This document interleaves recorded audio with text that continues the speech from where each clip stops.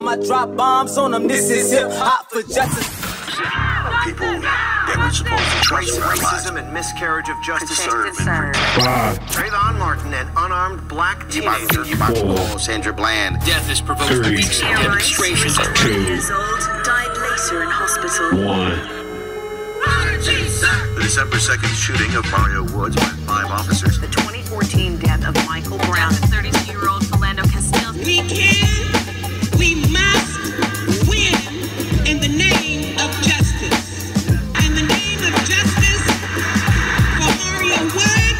In the name of justice for all others who've been brutalized by police. People who are ready and willing to fight for justice. Hip-hop artists are our leaders today. You're more than just a rapper. You are a teacher, you are an artist, and you are a leader. Your voices, your words, your rhythms have attracted young people in all of the countries of the earth that allow your music and your lyrics to be played. Peace, family. This is Brother Miles. Welcome to the Hip Hop for Justice Radio podcast. It's always an honor to be on this line with my big brother and partner, S1W James Baum of the legendary Public Enemy, and the queen of hip hop for justice, my sister Half Pint of the legendary Son of Berserk, featuring No Self-Control. Let me tap them in. Peace, y'all.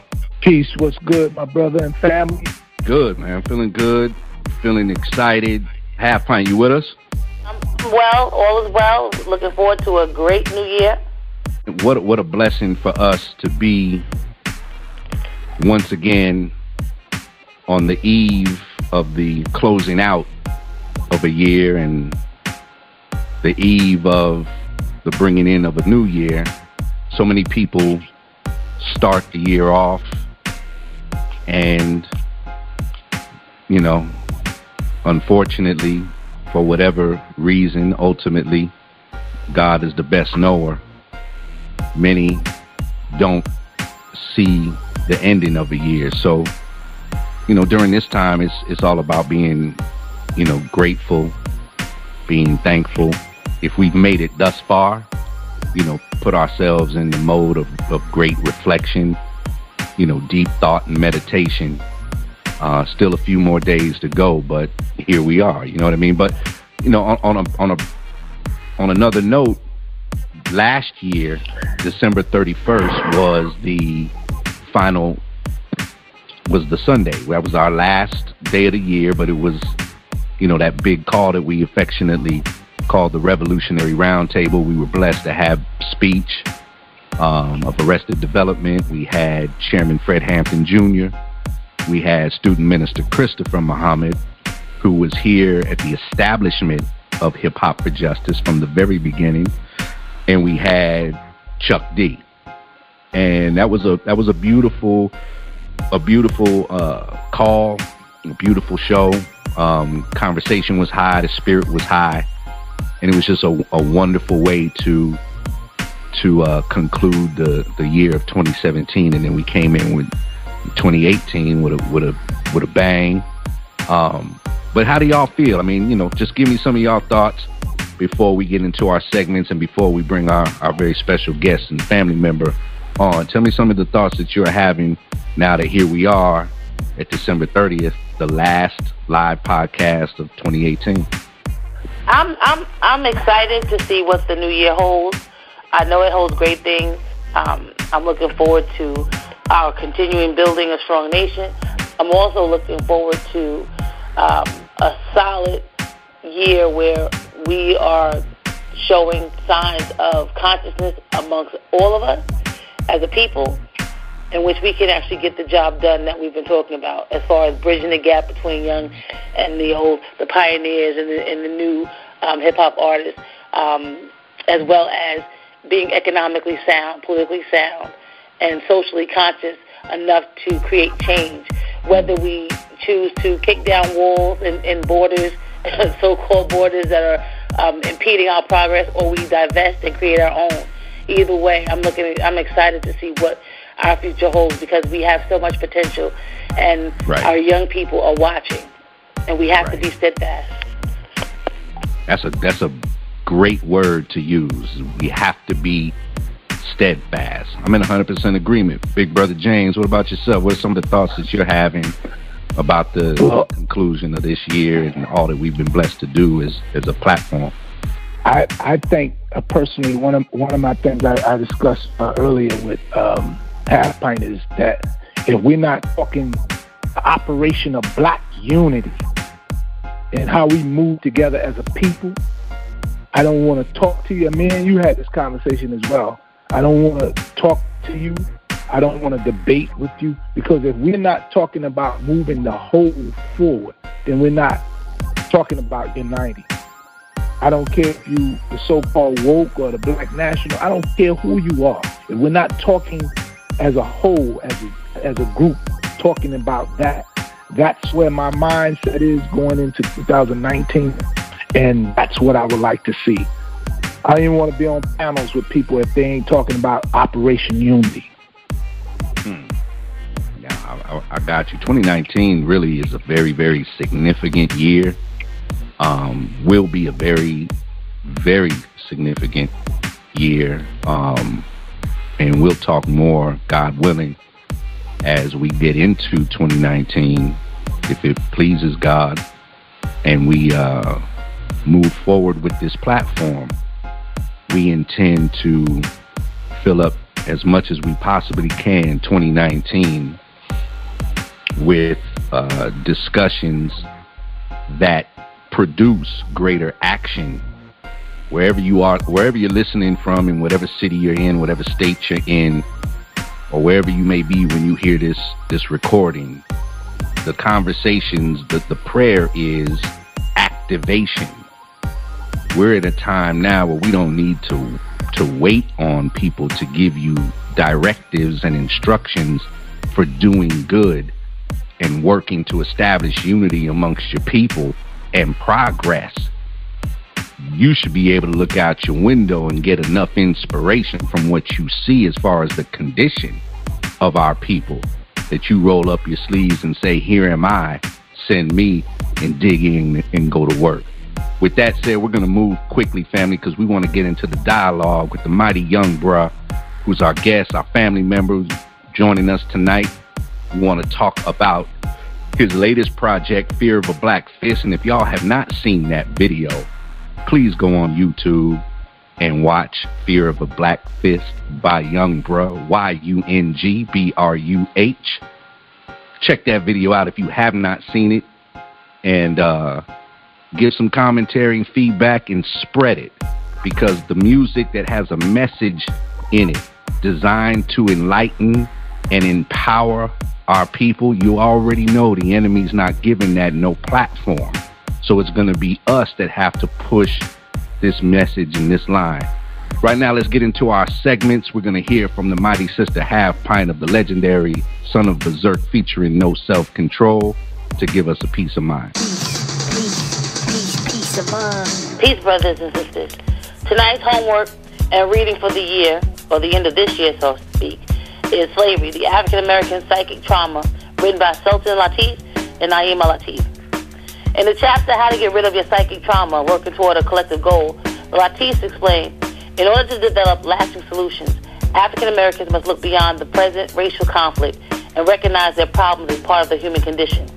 Regardless of their political ideology or religion, before any people can rise to positions of leadership, they must first correct the human failings which led to their downfall, such as greed, selfishness, envy, immortality, cruelty, and ignorance. These vices cause infighting and weaken a nation, making it vulnerable to internal revolution or foreign conquest. Regardless of one's personal beliefs, the universal laws of cause and effect always determine the fate of any individual, group, or nation. Throughout history, whenever a revolutionary change in society is about to occur, the violent upheavals and catastrophic events which precede such a change are like the labor pains which herald the birth of a new baby. As violence and corruption increases, consuming every facet of American life, one should not panic. This is only a sign that a new beginning is near. Such a transformation does not occur overnight, but over a period of generations. This is why family and community stability is such an important first step in change. African people are slowly reaching a level of consciousness and collective consciousness.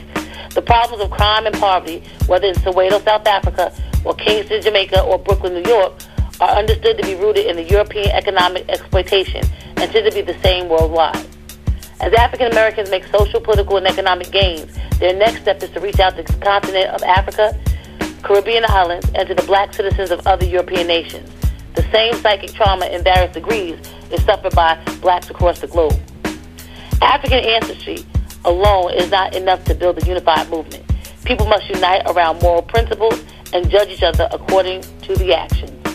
Peace, my brothers and sisters, and have a healthy new year. Half Pint, thank you so much. We're going to move quickly to S1W James Baum of the legendary Public Enemy to give us his segment, Louder Than a Bomb. Peace, family. Once again, this segment here is it's called Organized is the New Black. An organization or organized, arranging into a structure or whole or order, making arrangements or preparations for an event or activity. In our community, we spoke about it in the beginning, Operation Unity. We must start to begin a new life, ridding ourselves of the clutter of killing each other, biting and talking about each other, lying to each other, and the disunity of one another and the distrust of one another. The new life coming in must be loving each other, must be protecting our community, must be anytime something goes on in our community, the whole body comes together to protect the whole. I'm talking about going into the new Black Panther Party, the Honorable Noble Drew Ali's community, the Nation of Islam, the Southern Christian Leadership, the NAACP, the Urban League, Rainbow Coalition, the National Action Network, the followers of Marcus Garvey, our Black National. And we not talking about unity, Operation Unity. I don't want to have no debate with nobody. I don't want to talk to nobody. I don't even want to be on a platform with anybody who's saying that they're not trying to be in unity and in step with one another, because this is nation time right now. And if we're not talking about a whole, then we're not talking about anything. So I think the concentration in 2019 is Operation Unity, and we putting that black fist up in the air, and that's what that means to me. Operation Unity, it's nation time. Peace, family. Big Brother James, thank you so much for that. Family, we're going to move right into our guest on that note when James talked about raising a black fist. You don't get more appropriate when it comes to introductions of our very special guest and family member, my brother, comrade in the struggle, soldier on the front line and in the battlefield for freedom, justice, and equality, as a follower of the Honorable Minister Louis Farrakhan. He is indeed a hip-hop artist, now earning his stripes as a video director. He's a wonderful music producer and an all-around good brother. Hip Hop for Justice Radio podcast welcomes back young bruh. Assalamu alaikum. Wa alaikum salam. Mighty brother Miles. Thank you for the. Yes, sir. You sound like Kevin Slow Jammin' James, man. You got some late night DJ pipes. Yeah, I had to get closer to the mic when I brought that intro. Oh yeah, man. Well, man, I was impressed. You had me there. Somebody need to put me on some kind of interlude or something. Oh, right. Yeah, we might just have you, man. You definitely got the crooning all down. You got the crooning pipes. Let me warn everybody right now that this is not going to necessarily be a regular conversation. We're going to go out of 2018 with a bang. It might get a little comical, right? But it's all in good spirit and trust and believe. As Brother James was speaking about operational unity and nation time, that's in the forefront of our mind. And every time me and young bro talk, that's all we talk about. We may talk about it coming at it from a artistic standpoint and projects that he's working on or something to that effect, but it's always about the mission of the resurrection of our people. And yes, sir. We're gonna have a good time while we talk about it. So yes, sir. Brace yourself. Also, yeah.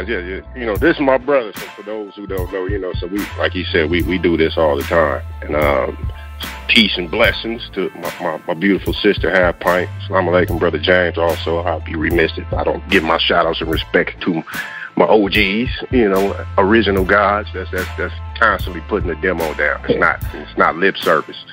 So that's basically what I'm trying to do. You know, take that baton from my elders and my warriors. That, you know, I don't even call them all. We got no beginning, nor ending. So, but the wisdom and the action more so. You know what I mean? That's understanding and knowing is one thing, but applying what you know is totally different. And that's what they're doing, the action. So absolutely trying to take that format and use it to the best of my ability with what I've learned and the skills that I was taught and go from there. Yes, sir. We're gonna treat this like an interview. So we're going to we're gonna go back in the day right now. Let's take everybody back in the day. Where are you from? The rest of the nation term, but you know, no. So really, I told y'all brace yourself, brother. Yeah, don't we know this? The original black nigga. No, right. No, I'm from California, Watts, Compton area, California. You know what I mean? Born and raised. I spent most of my days. That's right. Yes, sir. I'm hailed from that area. So coming out of Compton, Watts area. Now, for those that don't know, Young Bruh is a member of the nation, but he also has two older brothers that are members of the Nation of Islam. Yes, sir. So growing up under these two mighty men, what was it like having two older brothers in the Nation of Islam for a very young bruh back in the day? Yeah, for the young bruh, it's intense to say the least. Not because my household, the dynamic of my household in general was extreme. You know what I mean? As far as religious background, you know, my grandfather, peace be upon him, was a deacon. You know, and my grandmother was the Sunday school teacher, you know, and played organ. So they heavily rooted in Christianity, you know, and that's our base right there. Okay. So, and now, were you one of those that was in church every single Sunday? No. I was with the gang members. The gang. You was in a different church. Yeah, I was in the street church. Yeah. You know what I'm saying? Crippin' for Christ. So I told y'all, hold on. Yeah. But that dynamic, you know, they heavily spiritual, and to their understanding of the word, and, you know, the teachings that they was raised up. Because mind you, my grandfather was 1908, and his child, he was kind of like coming out of slavery and sharecropping. So, moved to Detroit, then moved to California. My grandmother's from Mississippi. And her relative is, I don't know if you heard of this brother, but his name is Vernon Damer, which is I guess would be my great grandfather, I guess you would call that. He was a civil rights activist. Okay. I believe even Obama mentioned him, you know, kind of around. He was kind of running with Medgar Evers, but long story short, he was trying to get, you know, people to vote and that whole deal. But the Klan got a hold of him, you know, and Molotoved his house. And, you know, he went back to go get his family out. And then on that last trip, the last person, he wasn't able to make it out. So, but that's kind of the backdrop as far as lineage, you know, on my mother's side, and that's the household we were in. So fast forward to my brothers, you know, Brother Reuben Muhammad, peace be upon him, Well, he ain't he's not dead, but you know, I mean, peace as in he's alive. Kind of made me nervous when you said that. No, sir. No. All right. No, but he's the I would say the patriot or the matriarch or the pioneer as far as exposing us to the teachings. Right. Once that kind of kicked off, and my brother, of course, naturally, me being the youngest, I'm gonna do what my brothers do most of the time. I want to be around them, but the back and forth, the jousting, the religious jousting, the Bible thumping versus, the teaching was going on. That happening? That would be with it started down the chain of command. They go to the brother, because these teachings was new and fresh, and you know how that goes. So of course, this is wrong. This is that. So that would go on for a while. Who's challenging? This would be my grandmother. Okay. My grandmother. Okay. And religious friends, she'll have people come over. Either goes people from the church come over and try to pray over us, and prayer warriors. Exactly. Speaking in tongues, the whole nine. Not saying that was a bad thing, but the ideas, but we're totally off the path. So that would go on for a while. That was in the household, but it kind of dissipated. But that was pretty much, the gym, the workshop, where you were forced to stand on these teachings.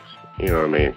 Not only because you got the pressure from your grandparents, your moms is, but at the same time, you are children, you are grandbaby, so it's even more so to prove right in a respectful manner, but you're constantly tested and challenged. So that sharpened their sword, so to speak.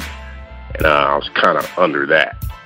Now, as far as the discipline, they pretty much took a hold of me, made sure that I didn't get lost in them streets where I was at. It was heavily gang infested. The crime is up, pretty much every ghetto, but more so, being an 80s baby. And, that stuff was rampant in the 80s and 90s. Killings, the wars, and all that. By about more than half of my childhood, friends is gone or locked up. The usual story. They kept me under their wing, and I fell in love with the teachings on my own. It wasn't forced. You know what I mean? So, and I was also, the typical church background. Okay, you come to Sunday school and all, but I was able to choose on both sides. And I remember telling my mother at 6 years old, Islam is for me. She teared up a little bit. 6 years old. Yeah, I was actually going to ask you, how old were you when you fell in love with it and determined that this is the direction I want to go? I was all in. 6 years old. 6 years old. Wow. Yeah. So I remember seeing that, just being around, seeing the brothers drilling in the program, the love above all things, and it made sense to me, So I'm used to being in the church, and seeing my grandmother, the Holy Ghost. Ain't no disrespect, but that was more traumatizing than understandable to a child at that moment. My whole thing was, okay, if I couldn't understand with I'm speaking of my family, with Holy Ghost would include crying, like sobbing, not joy, tears of joy. It was like sorrow tears. You know what I mean? So I couldn't really get my mind around that as a child. Like, well, how was that? Salvation in my head? You know what I mean? So it's like, okay. And then usually, when you go to the church, you got the crowd, the age is over the hill. You know what I mean? So it was really nobody that I could pattern myself on, as opposed to in contrast to the nation. You know, got the young brothers, the junior fruit. You know, they got the MGT, the sisters. It's moving, and they out there. They out there in the streets. You know what I mean? And you see the reaction and love, that the one-on-one. That was just it. You know, that's what I can identify with. You know, so and that's kind of how it went. Let me ask you this. So knowing that at such a young age, you made a determination. Now, I'm not questioning that determination, but a 6-year-old making a declaration to their mother that Islam is the way to go, probably, and this is meant in no disrespectful way, but at 6, how many adults would kind of really, like, you know, boy, you don't know what you're talking about. Exactly. Right. You know what I'm saying? Right. So, exactly. No. So how was like from that time of determination, or from that determination at that age, you know, what was it like still growing up? Because you haven't hit your double digits yet. You aren't a teenager yet. And so how did you navigate through the world, you know, still coming up as a young man? Yes, sir. In those conditions? Yes, sir. Yes, sir. It was subtle. It'd be subtle, you know, changes. It was still respect out of my mother. You know, my brothers wouldn't every now and then go to the mosque, but I still had to teach to make sure I had my lessons. And then as far as going out in the world, you know, like I said, you got the gangbang element. And so you running with those people, but it'd be subtle thing here. And we about to go push, you know what I mean? Or go do some sports, or put this in your hand and go tell them. So I end up, you know, as years go by in my teens and pre-teens and all that, I would actually be trying to fish my gang homies in. And they'll tell you, you know what I mean? Anybody who know me, you're like, yeah, he hit me. He hit me with the teaching. It's just how it was, you know, because the demo was so strong back then, how it hit me. Right. Like it was a way of life for me. Like, this is what you got to do, you know. So, and even with, you know, going back to the 6-year-old, when I told my mother, I guess I would say it's just I was pretty sharp for a youngin'. You know, they would always tell me that, you know, how they'll say an old soul or whatnot. Right. Yeah. She just kind of like teared up. You know, it wasn't even she understood that, you know, I knew what I was talking about. You know, as far as I'm not just, you know, a 6-year-old or whatever. She respected my decision. You know, I guess that's the best way to say it. Now, is it because, you know, maybe it has because my older brothers did it, you know, that's probably has something to do, but she understood that I wasn't trying to go, you know, her parents' route, you know. Right. But fast forward again, so yeah, you know, it's time when I get into my little trouble, you know, just as any youth would do, figuring your way out. But in the little Crip neighborhood that I was in, you know, but I would really, honestly, be trying to fish or, you know, expose my homies to the teachings in some kind of form. Everywhere. I've always done it my whole life.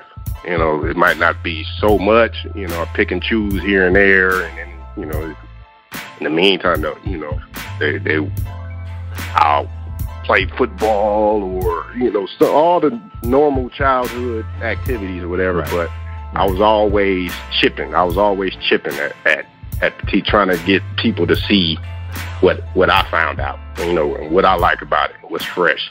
You know, whether it's the military aspect, you know, the teaching, okay, well, don't eat that hard. You know, people at school, every school I went to, you know, they knew. Don't feed this dude no swine, he's on it. You know, it had nothing to do with my brothers had to tell them. My mother didn't have to write no note. It'd be me telling them. Like, I don't do that. Every teacher knew all of that. So they knew, you know, all my book reports or essays, it had something to do with the struggle.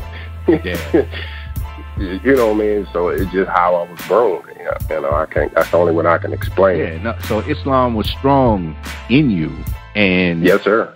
The representation of your older brothers and then of course the extended family of the brotherhood of the nation had a mighty impact and influence on you. Now, for anybody listening, you heard Brother Ruben as the name thrown out as the older brother, but there's two older brothers. Now let's talk about the second older brother, right? Who had a major influence on you as well.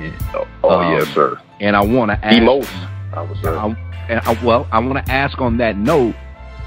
So, just to announce, the second older brother is the West Coast rap legend Cam, and known as Brother Cam to many. Now, how was it with having Cam as your older brother, signed with Cube as an extension of that lynch mob, that larger crew? What was that like? Take us back to that time, and what kind of influence that he and the hip hop atmosphere, knowing he was coming from the teaching angle, but yet appealed so strongly still to the brothers in the street, and what type of effect that had on you seeing your older brother in that light? Yes, sir. Yeah. So naturally, because he's more closer to age to me than my oldest brother. They both have very strong influences, but I did all my run-ins with Cam. He'd be the one that picked me up, so naturally, I would want to do what he do, but it really didn't hit me how big of an influence he had, because he was, in one instance, that's big bro, because I always looked up to him anyway. But as I got older, when we go on these pushes or you take me in different areas, and you see real street soldiers, real reputable street soldiers, showing the utmost respect and love. And, they rap, but as you go, like, man, that's so-and-so, but if outside looking in, that's a monster, if you didn't know him, but you see the love, and like, wow. So I'm like, okay, this demo is real when, come in with the brothers, or, if my brother wasn't just a rapper, he was active, suited and booted class A. So for those who don't know, he was a ranking officer. So he actually does the work. Right. So him to go in these places where people dare not go, even to this day, and go up in there, no security, nothing like that, and actually talk to the people, actually try to uplift. It ain't no rapper tip. It's a brother, like how we talking. You know what I mean? Absolutely. And it did major good, and even to this day, and he would always tell me, you don't know who these brothers and sisters are going to turn into. Because he would always drop them seeds on me. You know what I mean? And sure enough, you're saying Cam was never in artist mode, too good to go among the people. Never. Rapping revolution, but living Hollywood. He wasn't doing that. Right. Never once. I have never seen that. Never. I can honestly say that. Never once. He go totally opposite of that. You know what I mean? So if he was to go to a club or have a show or something like that, or and see one of his brothers out there that and they sweating him, or I'm not doing it. This is my brother right here. Show's over. Let's go teach my brother. Go take him somewhere. Stuff like that. So, and that always stuck with me. Even when the hype was going on, in the midst of, the Cubes and the albums dropping, and, Cube would come around, or even through all that, stayed solid. Always. And that stuck with me, so and he made it a point to keep me around, to see that. And I to this day, I thank it, because it even more and more, you know, I call him every time I talk to him, I start thanking him, like, man, you know, and he started laughing, like, I understand now. I understand. Wow. Because you can't, you know, you can't be too good for your people. You can't be holier than that. You know what I mean? You can't be so righteous that you scared to go back. Right. Where you came from, or you can, you know, that's what the washing machine is for. You can't act like you can't get dirty. That's where your people at. You know, the best of the fathers are still in the streets. The soldiers are still in the streets. Right. And he made that a demo, you know, that is his thing. He never stopped that. So, to a fault, you know what I mean? And he'll tell you, you know, it's millions of dollars he turned down because he loved his people more than that bag. You know what I mean? He don't got enough to sell that. So, yeah. So it really, in truth, it really wasn't to his fault. I know you're using that language, but he really made the best decision he could have made, even though that decision that he made, because what we're saying, family, for everybody listening, is that Cam made a principled decision to stand on principles and not compromise principles, and as a result taught you a lesson that has stayed with you and will stay with you, and you've passed that on and will pass that on to your children's children's children. Yes, sir. And yes, so sir. Still learning to this day. But that principled stand may not have gotten him that bag, but it earned him so much more. Oh, yeah. And we're going to... The real riches. Yes, sir. We're going to get into that. Go ahead. Yeah, I was going to say, the real riches is the people, you know what I mean, getting this truth across.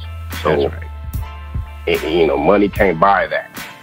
So when you get naked and out of doors, and, you know, you've been Hollywood and your people, you know, I'm using that language just to keep it plain. But when you take that approach, you know, that your people is no good, or you have no more use for them, and then when you fall, you got to come back to that. You got to come back to your support base. Right. So money can't buy that. You know what I mean? We realionaires over here. Realionaires. You know what I mean? So that you can't buy that. You know, that comes with a demo, experience, sacrifice, being selfless. Absolutely. Not selfish. Selfless. Yeah, right. Selfless. Exactly. Right.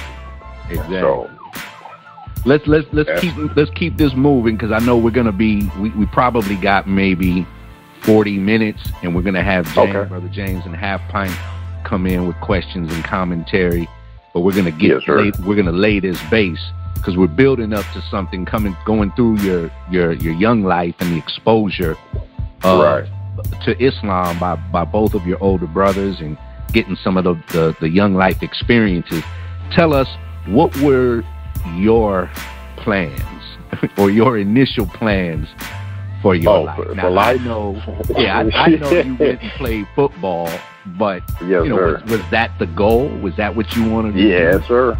Yes, sir. Absolutely. Yes, sir. And ironically, you know, how that even came about, football is it was a way, you know, my brother Cam and Ruben, you know, but more so Cam, because he was more consistent with the coming around the block. You know, my brother had a family, my oldest brother, and wouldn't come through as much, not because he didn't want to, but different obligations and whatnot. But my Cam would come through every now and then, and he would see. So Ruben too, you know, hanging around the wrong crowd. You know what I mean? So, and they knew the caliber of soldier I was, as far as, you know, all the ones that's gunners in the hood, the bangers and all that. I probably didn't put hands on already, you know, because my family is known for the hand game. You know, we know no slouches. So naturally, it's only a matter of time before you fall into that, if you know, in that atmosphere for so long. So my brother, having the knowledge, you know, keeping his ear to the streets, both of them, you know, they hear I'm getting a little wild, and they see it coming. So he throws me in the Pop Warner. You know what I mean? Didn't ask me. He just, hey man, here, I'm gonna sign you up. Period. So for the Compton Oilers, you know, and that's kind of where it started. All right. You know, and that opened my eyes even more. You know, I was already had the teaching, but on a brotherhood aspect as far as sports is concerned, I kind of fell in love with that, and that's where it was at, and I was good at it. You know, so I love the fact that, you know, a homie from PJ Watts can get on the same team with a dude from Nickerson's Gardens, and that's never would happen in any other circumstance. And we go to games, you know, we play. Right. So, and there was no drama, you know what I mean, not amongst the family members, you know, where all that stuff can happen in the stands. You know how that go. You know, liquor get in. So I fell in love with that, you know, and even though I got thrown into, I think a lot of it had to do with who my brother is. You know, my first year I get thrown in midget. That's the biggest division. You know, they had dudes, they supposed to be 13. It was a straight ringer. They driving themselves to the game. You know, I'm getting drove by my mama in a soccer van, and these dudes that got sound 15-inch woofers and stuff. They driving themselves to the game. Right. So I had to deal with that. So it kind of grew me up quick because I'm playing with dudes that got facial hair. You know what I mean? I'm 9, 10 years old, 12. I'm like, all right, so, but dealing with that caliber of people, you know, they athletes, you know, so it honed my skills to the point where I got a scholarship to University of Oregon to play linebacker, full ride. So now we getting into, just the FYI, we getting into Brother James territory now when we start talking this football talk. Oh, hey, foosball. James comes from that line too, so you ended up playing for the Ducks, right? Yes, sir. Yes, sir. All right, now let me ask you this: when did the rap bug hit you? Okay. And you know, was it around the same time where you just messing with it while still, you know, playing ball? And then when did you start to really take it serious? I'd probably say when I took it serious, this is probably around like 18, 19. Every now and then my brother, you know, I remember telling my brother, I want to write a rap. I think it was like 9 years old. So I write the rap, you know what I mean? And he kind of looking at me. I'm nervous. I spit it. He started laughing. You know, I'm like, okay, I shot him a metaphor. He's like, all right, you know. So I kind of do it then. Every now and then I probably pop up on it, you know, just show him that I got it. But he was kind of slowly watching, never really said anything that, you know, that kind of deterred me or, you know, say, okay, yeah, I'm going to get you. You ready yet? You know, but as time went on, you know, high school and all that, these videos are coming out. I'm in my brother's videos. So every time I go to school, somebody in the session and they trying to battle rap me. Like, hey man, I play football. You about to get punched on. Like I'm not into all that. But then I got tired of it, and that's kind of how it went. So I go home and write, or I kind of like look at my brother's rap book. I'm trying to see, like, I didn't understand bar structure and none of that. You know, so I'm looking at his stuff, but I try to like mimic how many bars he had. You know, how he had it bracketed, and try to do my own rap, and eventually kind of caught on. But 16 is kind of like when I started recording, but wasn't really taking it serious.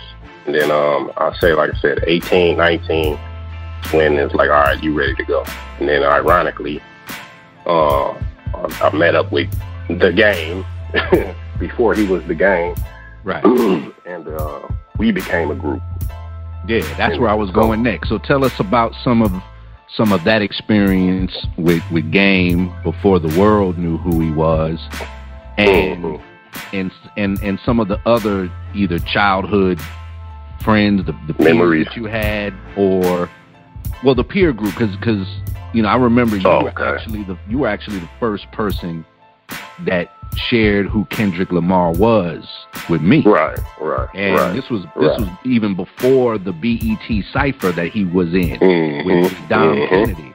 Right. This was before that, so I didn't know who you were talking about. You kind of shared some stuff. You were telling me about this Dr. Dre protege that's supposed to be coming up, but there was no signs of Kendrick. But you put me up on that. So share some of who your either your peer group that the world knows now that you came up with, growing up with, or who was right up under you that that may be a little younger than you, but you personally know them and all of that. So people can get an understanding of the circle that you come from all the way around, like a full 360 of who Young Bruh is. You know what I'm saying? Yes, sir. Yes, sir. Well, as far as my peers, like I said, gang, we came up since teenagers because he was on that Pop Warner team that I got put on. Ironically, he was on that team. That's how we met. So, so he was on one of them teams, and I used to serve him every time. He'll tell you, but that's a different story.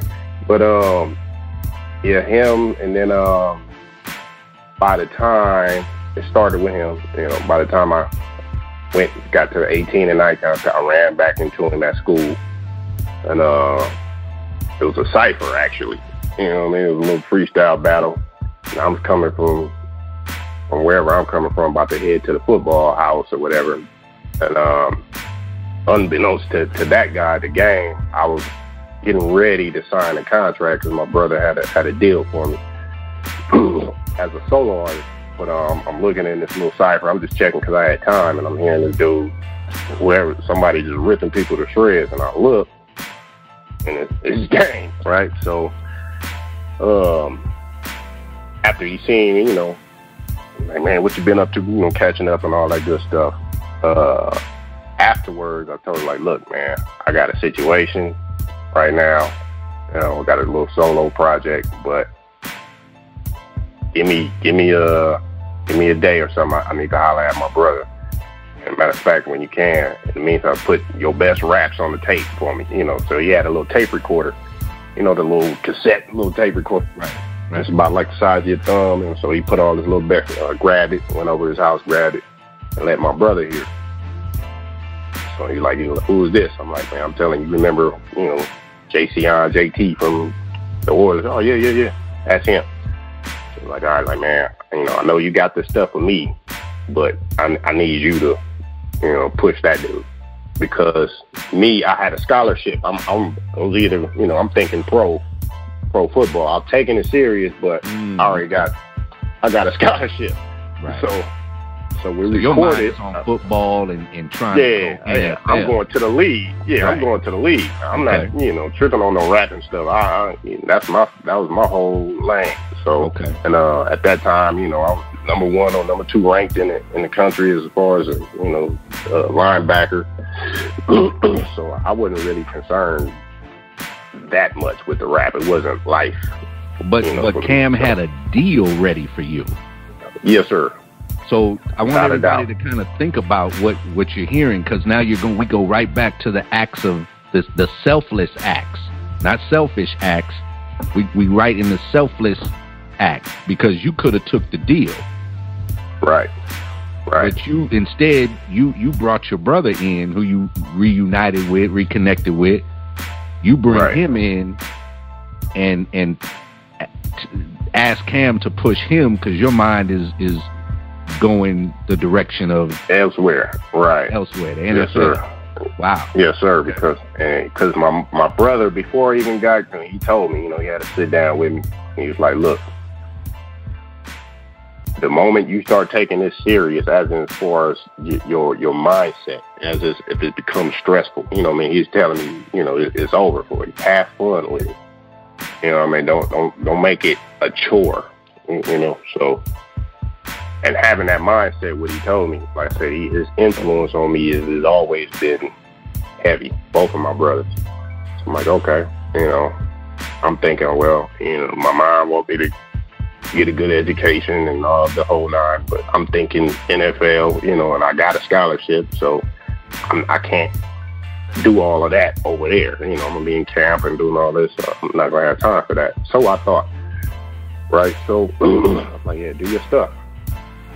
So I told my brother, and they got with him, and then next thing you know, he's with Dre. Long story short, but in between time, he's with JT, the bigger figure. So right. And with them songs, so while he was, in the Bay, I'm in Oregon. You know what I mean? And then the songs that he had with JT Victory was half of the songs. Well, some of them with me and him did. So and I'm hearing him tearing up because his buzz is getting tearing the mixtapes up and all of that. And I'm hearing it in Oregon, man, y'all heard about this dude Game and whoop whoop. No. He laughing like, oh, you talking about this guy? Let me hit him on the phone real quick. He had the teammates bugging out and all that. So, but that was my relationship with with Game pretty much. Everybody else was more so rap peers. Like Problem, Kendrick, Schoolboy Q, pretty much everybody who's anybody at this point. We all Glasses, Malone, shout out to that brother, my brother from another mother, Bishop Lamar, that's another brother. Yeah. All of them, Mike Stroh, Battle Cats, little brother. That's all. It's all my lane right there, So, and we had a huge camaraderie, and brotherhood amongst, and friendly, righteous competition. But we all rolled heavy together, right? And and it made each other, strive to be the best, So, and Kendrick was among those, So he was up and coming at the time. He's a little younger than the rest of us, but. Even in him, Absol, J-Rock. J-Rock was with that our group. So, so yeah, we was all running together. We even in the Bay, with Mr. Fab and right. San Quinn, right. A lot of them, Loch Ness, all of them cats up there. So yeah, we had a solid camaraderie, one West movement, unity. That's right. In rap. So tell us real quick, and then we're gonna bring James and Half Pint in to ask questions or give some commentary. But tell us some of the artists that you work with.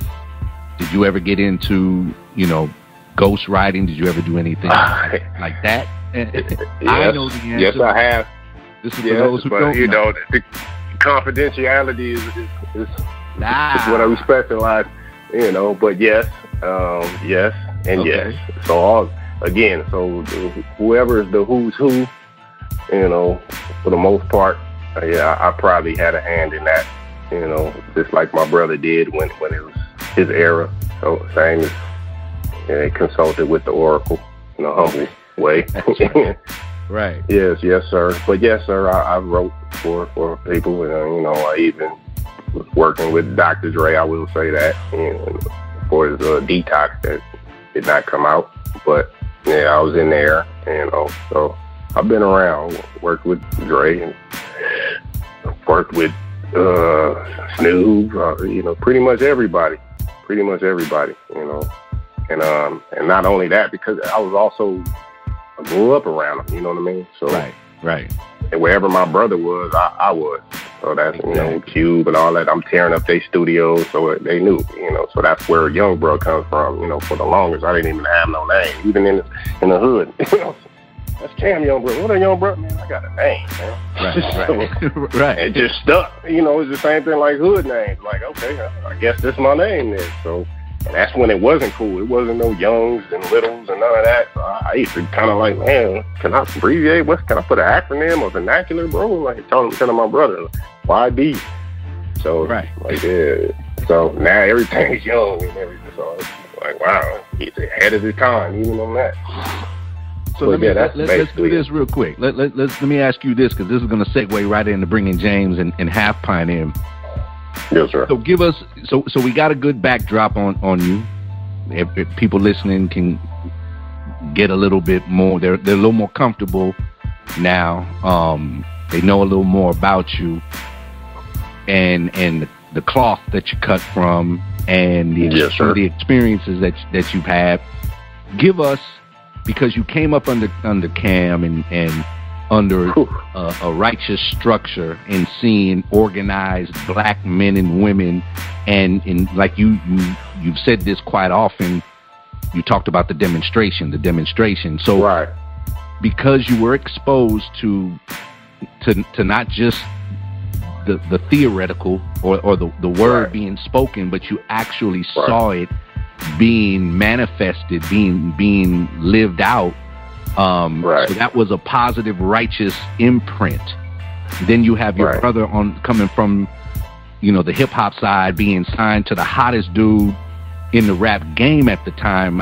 For people that just need to jump into the time machine and go back to 91, 90, 91, 92, 93, 94. 95. Cube. Yeah, I mean, the Cube was the man. So Cam being right there with him and you being exposed to that, but of course the influence of Islam and specifically Brother Cam on Cube.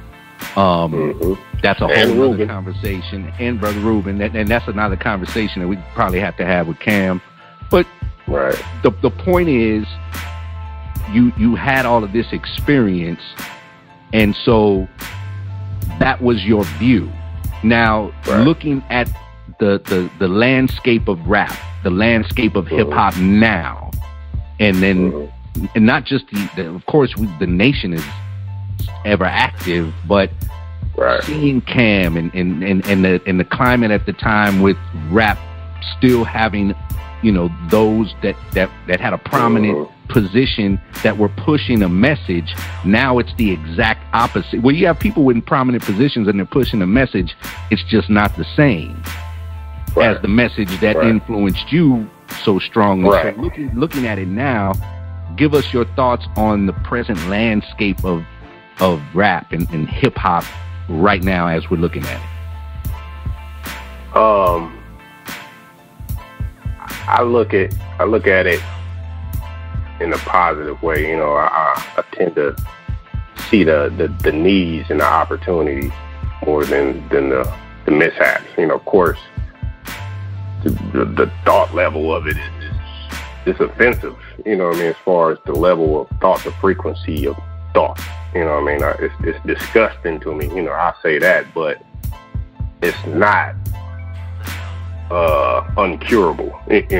So it's just certain gatekeepers. I know what the problem is. That's purposely blocking information. Or certain individuals with, such as my brother or myself, or anyone that resembles Chuck D, Public Enemy, KRS-One, you'll see a flash, a little flash of it, but it'll die off. So it's a constant war with conscious music. So my you look at it, and Jay Electronica, had a spike, and he's dope, but it's that effort, that machine to muffle that movement, and it's been happening. It's been happening for the longest, and that's kind of what's going on with my brother. I'll say it was like, like Jesus. I'm not saying that he's Jesus, but as far as 2,000 years ago, he's out of season. It was out of season.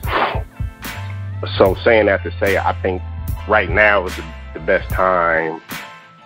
It's the time more than ever to push, what was at the beginning. That's that conscious freedom, against the machine, against the system, freedom, justice, equality. That's basically what hip hop is, in my opinion. And more so because it's disgusting. Like I said, the thought, it's popping pills. It's just the thought that it's no longer about skill. It's no longer about, it's not even a message no more.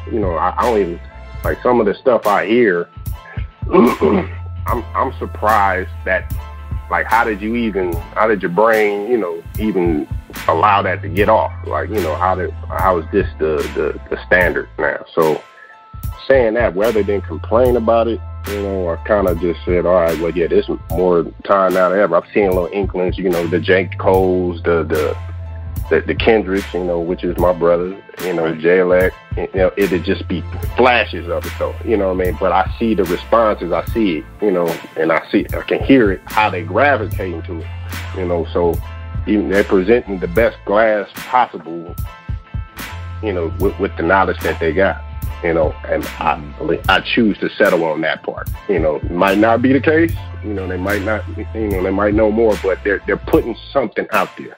You know, at least it's a, you know, so would it be how I would do it? No. You know what I mean? So, but I see the reaction and I see the need, you know, emphasis on need for that.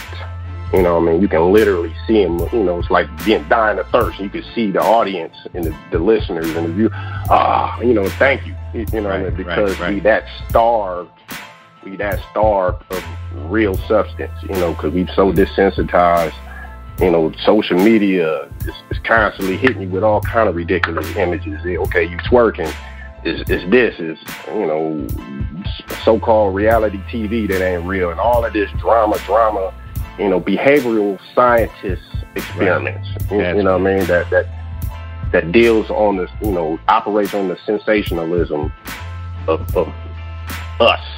You know what I mean? To the point where you can't recognize, you know, or you won't want to look at the substance. You won't know the clean glass from the dirty glass until it's strong enough to present itself.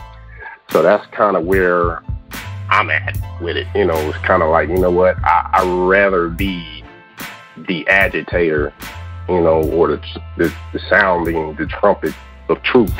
You know, what is my truth?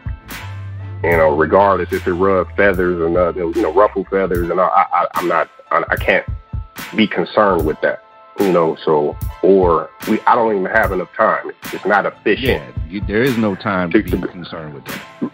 Right. So, I know what the message I got to get off. It's just like the same thing with, you know, the military war. If you flying a drone over, I'm about to drop this nuke. I don't have time to stick around and see who got hit or what did I miss the target or whatever. This thing is about to tear something up because I know the power that it holds. So that's kind of my mindset, you know what I mean, with truth. I'll say that. You know what I mean? Now that's what gave birth to your latest project, song and video, Fear of a Black Fist. Yes, sir. And ironically, I mean, well, it didn't quite start off like that because it started off, I'm big on going against the grain. You know, I'm big on that because this, you know, that's our upbringing. That's my upbringing. I watched my brother do it, you know, the minister, that's the Farrakhan, you know, it's all about, you know, you got to go against the grain. You got to have all this meat and overcome all these obstacles just to get to a certain point, you know, where everybody else has more of a level playing field. So I'd rather, like, okay, well, you know, I know I'm up against it. I'm in a fight, so I'd rather do the opposite, you know, because it attracts more. It has more attracting power. So my initial thing when I was doing the beat, it was more so challenging the cliche of West Coast music. You know what I mean? It's just, okay, well, West Coast music is dead. You know, the traditional battle cat, boom bap, you know what I mean? Hard bass, kick drum, and the slap and the clap. I was on that. But as I'm finishing the beat, it's just coming to me. I kept saying it. You know what I mean? I kept saying it, man, you black fist. Oh, you black fist. I kept kind of mumbling it, you know. Miles, you know how I kind of go over it. Right. Yeah, so I'm kind of going over these melodies in my head as a producer. You know, you hear certain songs or who you think you'll hear on it. I'm like, wow. And then it kind of start getting chills, like the hairs on my arm kind of start standing up, the chill bumps, the goosebumps. And I'm sitting there like, okay, because I'm realizing what I have to do with this record. You know, and as I'm saying, throw your black sis, I'm picturing in my mind the Bloods, the Crips, you know, the Pyrus, all the religious sects, you know, everybody united under the banner of this Black Fist. You know what I mean? Not necessarily as an instrument of terror, but I also knew ahead of time we're having the foresight to see, okay, this is how this is going to be viewed. You know, because the Black Fist is just a unity symbol. You know, so that's what it fears. You know, our unity is more powerful than an atom bomb. All right, so me knowing this, the opposition is not going to take it. And then you're going to have those from us, you know, that's descendants of slavery and mistreatment, you know, that don't understand that they're in that position, that they still being oppressed. So they might take the other view, the vantage point. But like I said, I can't be concerned with that. My whole thing as I'm doing that beat, I'm thinking like it's got to be a way I can bring everybody I know, you know, and make this appealing. You know what I mean? Make it cool again, but not in a way that's corny. You know what I mean? Nobody, no disrespect, but not in a way that's preachy and corny where you can't relate to what's going on right now. Right. So as I'm doing that, you know, doing the lyrics and it's just coming out. It's coming out, you know. So I'm like, all right. So after that, immediately I'm thinking, man, like I said, I got to get every blood I know that I can possibly, that's willing to do it. Every Crip, I'll possibly do it. You know, my brothers in the nation, anybody, you know, Masons, all of that. You know, I just need you to throw. I'm visioning the Black Fist going up everywhere. So now we're talking for everybody listening. You're hearing how the song came together, but now you're hearing him conceptualizing the video. Now we're talking about. And it's good that I'd rather hit this now and then bring James and Half Pint in, because they may even get questions and commentary from this, because I was actually going to stop and come back to this part and close it on this Fear of a Black Fist project, but I think it's better that we cover it, and then James and Half Pint and will come on in and we can wrap up from there. So now you're conceptualizing the video, and as you just said, every possible blood, Crip that you can get, members of the nation, right, etc. But so if you could, let's try to go through it as fast as we can, because we probably gonna have to wrap up in about 20 minutes. Yes, sir. No problem. But let's try to go through who you got in the video, why you felt it was important, and I also want you to talk about, because it was an interesting development that we talked about in real time. For those that if you saw the video and you can recall this, there's images of a Black Panther mural. There's Black Panthers. There's a mural in LA of Panthers throwing the fist up, and there was a defacing that took place. But there's a story behind this, because and I want you to touch on that as you were developing and going after all of the shots of the video. So if you can kind of go there, like who you grabbed, you know, who you were able to get, some of the, you know, the names that people may not even know that's them, because the images go by a little too fast. Of course, people know Snoop. You know, they'll see Snoop, but you know, let's touch on that a little bit. Yes, sir. So and that's how I do all my songs when I conceptualize it. You know, I always see the vision first. You know what I mean? I write to what I see. You know what I mean? So if that makes sense to you. So I see the picture in my head, then I write my raps to that, to what I see and what I'm trying to. So once I did that, like I said, my job is trying to get everybody. So I got a hold of Trey D, of the East Siders, and his wife. You know, Cognac, you know, Big U, 60 Crips, Big OG, you know. I got Bloods, you know, Nut from Outlaw, Outlaw Bloods.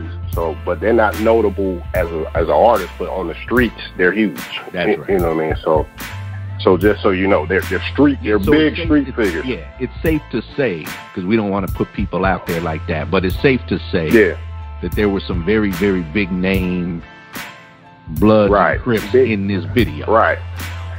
Pushing positivity. Right, exactly. So then after, we got Slink Johnson, Black Jesus, the one that plays Black Jesus. We got Melee, who's affiliated with Cube and Dub C. Also did Grand Theft Auto character CJ. So that was like worldwide. Him, man. List goes on. Guy Tory, Corrupt, Battle Cat, DJ Battle Cat. Man, it's so many. CJ Mac. CJ Mac, my brother. It's a lot, man. We got my little sister, Nilam, Hakeem. She's tearing up everything right now. She's blowing up on the internet. Of course, my brother. Well, I was gonna save him for last. Okay, my bad. But since you said it, I had to. I had to. And Miles would tell you, like, man, bro, I gotta get a hold of Chuck. I gotta get it because it's only right. Because that influence. At first it was just gonna be Black Fist. The song. So I'm like, nah. Because they actually fear our unity. So I'm like, fear of a Black Fist. But you can't do that without having a stamp from Chuck, and public P.E. and James, because that's fear of a Black Planet, modern time, you know what I mean? So that's all that is. Right. You know what I mean? So with a LA twist on it. That's it. You know what I mean? And so if I'm gonna be if I'm doing my best to carry that torch, you gotta have the stamp from the OGs. You have to. Mm-hmm. So, that was my whole thing. Like, I gotta get you. Miles will tell you, like, I don't care where you at, bro. I'm telling you, like, China, whatever, man. I swim to you, because I had to do it. So that's Chuck, and then there's others too. I apologize if I missed, but it's full, it's loaded. Snoop and Minister Tony. Man, it's a lot in there. So let's talk about that Black Panther mural and how the intro of that video came, because really that intro, if I'm not mistaken, was done like the week that the video was done. Yes, sir. Where you did that video montage as the intro to the video. Right. Yes, sir. How that came about, it took a lot of effort to get this video done, for obvious reasons. You got bitter rival, on the same video throwing up the fist. So obviously I had to come to where they at, in their comfort zone. Right. By myself, with my own equipment, tell them what is going on, and shoot the shot. So certain times, it was war. It was war in these areas. So of course they're not going to come out, So my goal was to get as many as possible.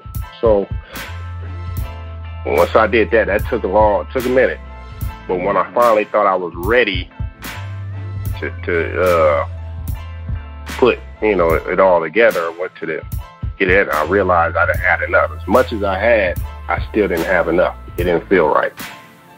So what I did, I went and tried to go to as many murals as I could and get the life, the city life, and shoot that. I came across the Crenshaw Wall. And for those who've seen the Crenshaw Wall, that thing is long. It's way out there. But for whatever reason, the Panther mural part stood out to me. They had Brother Malcolm, they had Martin, they had all that. Everything you can. Had Marcus Garvey, I had all that. But I went for that for whatever reason. The fist was up. So I'm like, well, all right, this would be dope. This would be a dope shot. Mm-hmm. Fast forward, I get everything And we started on the intro. And I made it a point to make it jarring like that. You know what I mean? Because the media, Trump calls fake news, they control the narrative. You know what I mean? And that, they're masters at distracting us. Absolutely. You know what I mean? So, and what I mean by that is, okay, we see one incident, Trayvon Martin or Mario Woods, and it affects all of us, all of our people, to the point we really want to do something about it. Here comes the plot. There goes the twist. So they really, being behavioral scientists, they recognize, they can pinpoint that anger. They know what's about to happen. They feel the uprising. In comes a distraction, a Bill Cosby or something like that. Some sort of visual distraction to throw you off. And then another one, to the point it's so far few between, and plus you're already desensitized with all these images you're seeing on your websites and on your phones, and we getting gunned down. So now it's normal. It's like watching a movie. You know what I mean? So you lose that fire to unite and affect change for yourself. Not necessarily in a violent way, but in an efficient way. So I wanted to control that narrative. And brother, I tell you, and for those listening, like, I could have did this whole video just on clips that happen every day of us getting killed, us being disrespected, us getting called nigger, this and that. Every day it was at least 3 new clips as I'm trying to wrap this up. It got to the point where the intro was like 2 minutes long because there's so much I wanted to capture and show you about. Like, we got to get to the song. So the day of, we're like, all right, so rap. I get a call. Like, did you see the mural you shot? Nah. Literally, they put swastikas on there. But right? go back to shooting the mural initially. And when you initially shot it, you don't have to necessarily go all into any, name or whatever, but you shot that imagery, right? But then wasn't there something else that you wanted to do there at that location?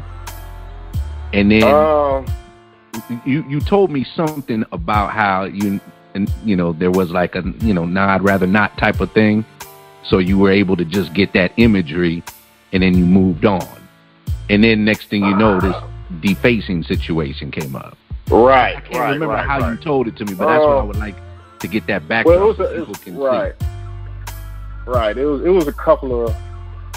I think I could think of it. It was a couple of murals that had the perfect imagery that I needed.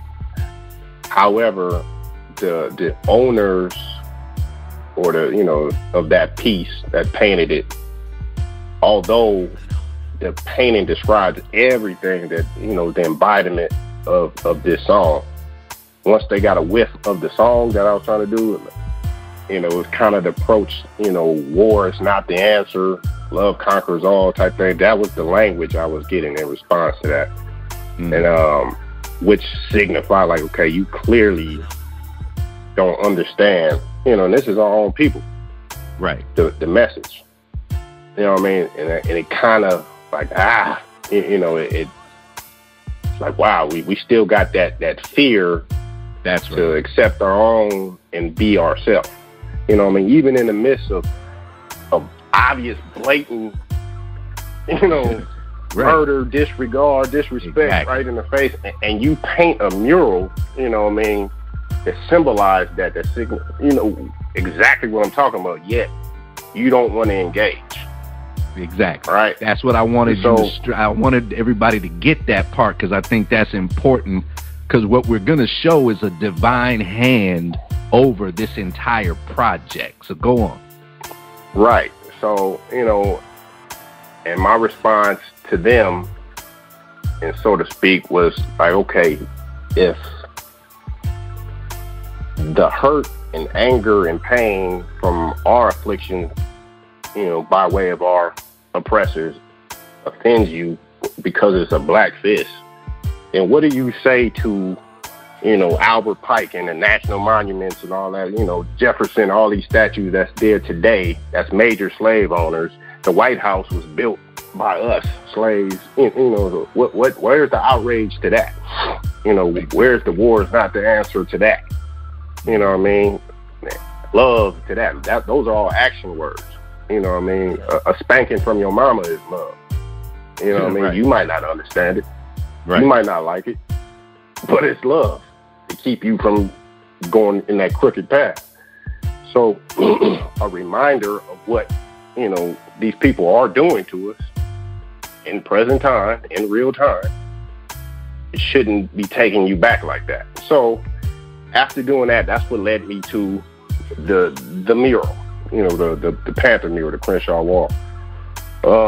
And like I said, the day of, you know, I had it there. We go and I pieced it in, and originally had it doing like a verse, but then I get a call like, "Did you see the mural? It has the, you know, the swastikas on it," and literally, you know, all what we were just talking about, it just came to mind. Like, wow, you know, this if this not a sign, I don't know what it is. It's literally, you know, hate and fear of the Black Fist. If you see that mural, it's sisters, you know, 4 Panthers, sisters, right, with their fro and they got their fist up. A mural. So right, that mural alone, out of all of this stuff, and this is Crenshaw, you know what I mean, in the midst of, you know, all the gangs that's there, they waited under the, you know, the cover of the night to strike that up and get on. Just that part. They didn't hit Malcolm X. They didn't hit, you know, Martin Luther King, Marcus Garvey. No.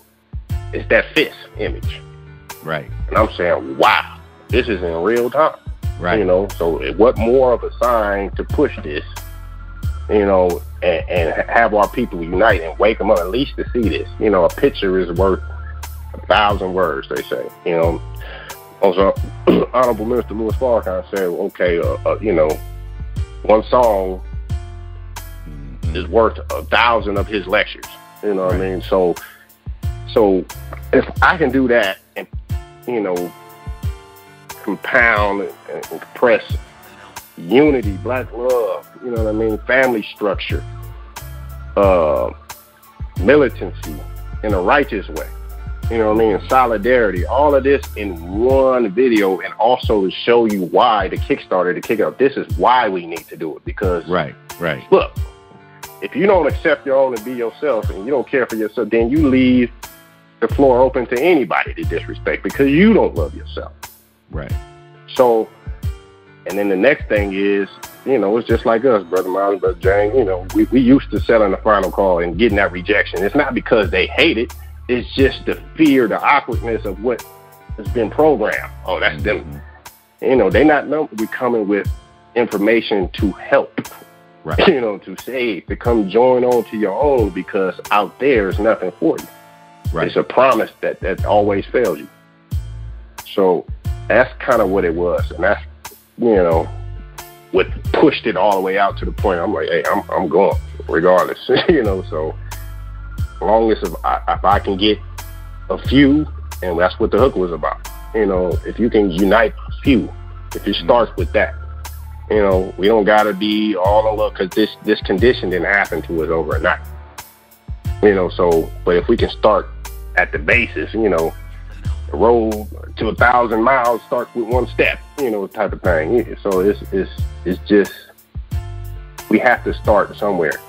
And my thinking was, if I can get all the ones that our people look up to, you know, listen to their music or sing, because we're in the age where thing is visual. You know, you don't really listen to music. You kind of, you look at it, you know, you visualize it, you see the imagery.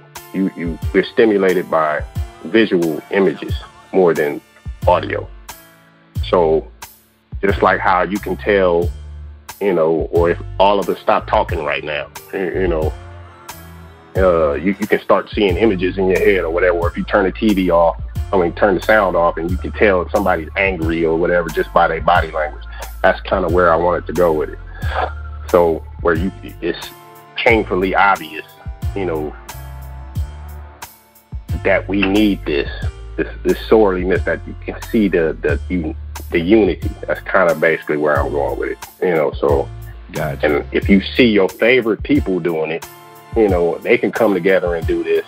And you see hoods that you might recognize in your neighborhood or your street, or that because these figures are big and they notable, and they're doing it, then what's your excuse? You know, so that's kind of where that's my thinking. And by God's permission, God's permission, it worked. You know. What's some of the response that you've been getting from those that have seen it, or what is some of the comments that you've read? Like, what's the response on the video? Yes, sir. Oh man, you know, as far as the music world is concerned, you know, Snoop, you know, IG, he reposted, like, say it loud, you know, like I'm black and I'm proud type thing. And even in his thing, I had over, I don't know, probably like 300,000 views and 30,000 likes, and all of them is saying, with the exception of the oppressors, you know, but we need this. It's about time we had this. I'm with this. Throw your black fist high. We need to unite. Let's put all our differences aside. Blood, Crip, and these is full-fledged gang members. You know what I mean? And then you got the hip-hop crowd. You know, same thing, man. You know, in terms of music, we need this. We tired of the mindless music. We need this. This is saying we need, not want. We need it. We need it. Yeah, didn't some of the top DJs out there like shout you out and put it in rotation? Yes, sir. Yes, sir. Yes, sir. Yes, sir. So DJ Premier, you know, the God, Primo, the God. Yeah, like, man, this is mean.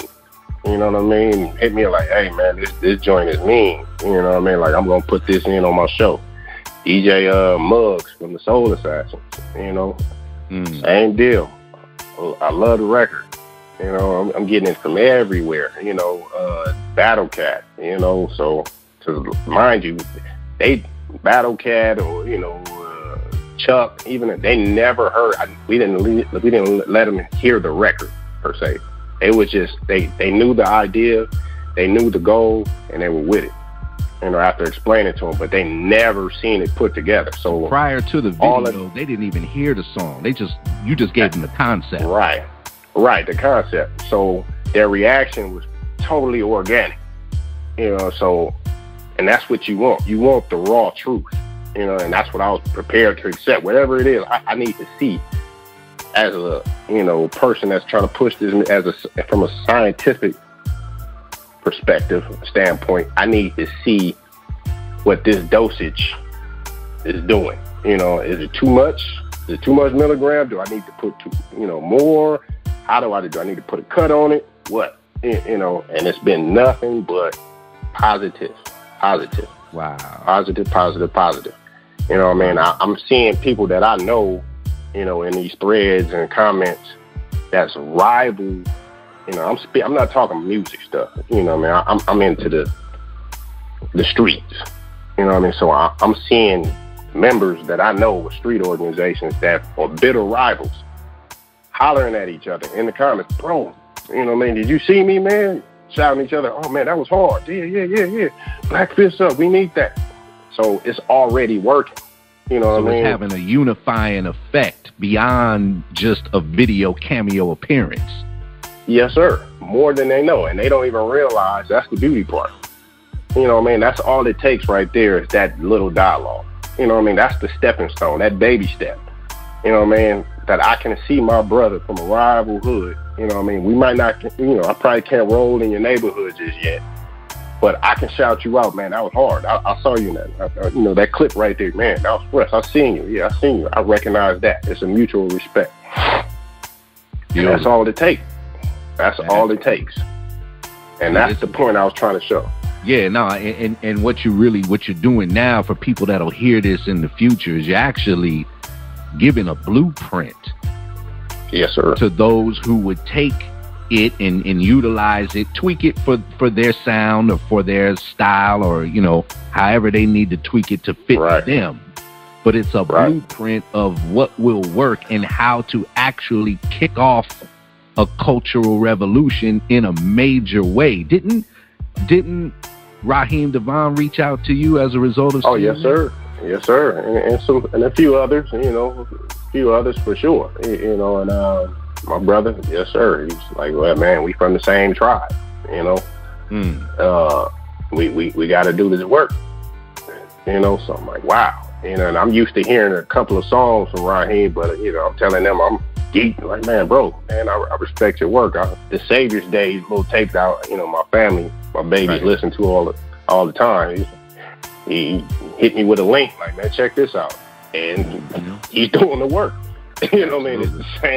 It's the same thing. So, and that's what it takes. You know, if everybody do a little, nobody has to do a lot. That's basically it. You know, so it just has to be a unified, like Brother James say, like, if you're not applying the unification, the action of it, you're not putting action behind that, then it's a waste of time. It's a waste of energy. I don't want to have a discussion with you. You know what I mean? I feel that because it's a waste of energy because our people is suffering right now. I don't have time to double back and try to get you on board. Right. While we getting laid down right now. I don't got time for that. So you either, you know, get with it or get out the way. It's coming regardless because I got to find the shortest distance between 2 points right now. Right. You know, so, and that's kind of where it's at because I got enough problems. You know, I know what the opposition that I expect. You know what I mean? Right. I don't have time for friendly fire. Like, you know what I'm saying? Now, on that note of opposition, now the day that it was launched. Oh, God. Yeah, and I'm sorry, y'all, we're going a little long, but we just really, this is the last one of the year, so let's go out strong. And this will be the last point before we're going to bring Half Pint in next and Brother James, but on the day that you released this video, I remember it, share some of that opposition because for every action, there's an equal and opposite reaction. So share a little bit of it, you know, and despite the opposition and the effort to keep it down, it's still creating a buzz, and it hasn't even fully, the fire ain't fully. Yeah, it hasn't even budded yet. Exactly. It hasn't even been lit. Yes, sir. So talk about a little bit of that opposition before we bring Half Pint in. Yes, sir. Real quick. When I was ready, all set to go, I had the video loaded up. I wanted to start on Facebook first, right? Because I was waiting for the Instagram version to come through. So in the meanwhile, I was like, okay, well, I'll start on Facebook, you know? So immediately, you know, I shot one of Brother Miles, tagged as you usually do, start tagging my friends and whatnot. And immediately, red flag goes up. You know, it said it's violating the community guidelines. It's a national issue. What the video is, it says a national issue in a political nature, right? So, and it was saying you have to stop it because you know that it's basically it's harmful to the community, quote unquote. You know, so. That's the first thing that happened, like immediately, you know. So I'm like, wow, okay, you know. So, and I get another one because by then I'm tagging people, so it's starting to spread, right? And the cover or the artwork for my single, it has the black fist, you know, in the front, and then you see recent events like, you know, Charlottesville. The with the tiki torches, you know, the alt-right in the backdrop, and then you have brothers that was protesting, you know, had chains on his fist, and then you had you know, a rustic American flag at the top behind a slave, you know, so it has all of that, but in the forefront, that's prominent, it's the black fist. They stripped that off. So the video would look like it's just plain gray, right? So then they send me another one. Because they're, you know, they on my head because it's spreading. They said, well, we got to stop this, and we're going to stop it. But if you want to clear it, call us, you know, give us your information, right? Give us some ID, former ID, and all of this stuff, and we can clear it up. So I'm laughing, you know. I know it's FedBook, like you already got all of that. So my thinking was, well, let me try to run an ad, you know, maybe some money to shut them up.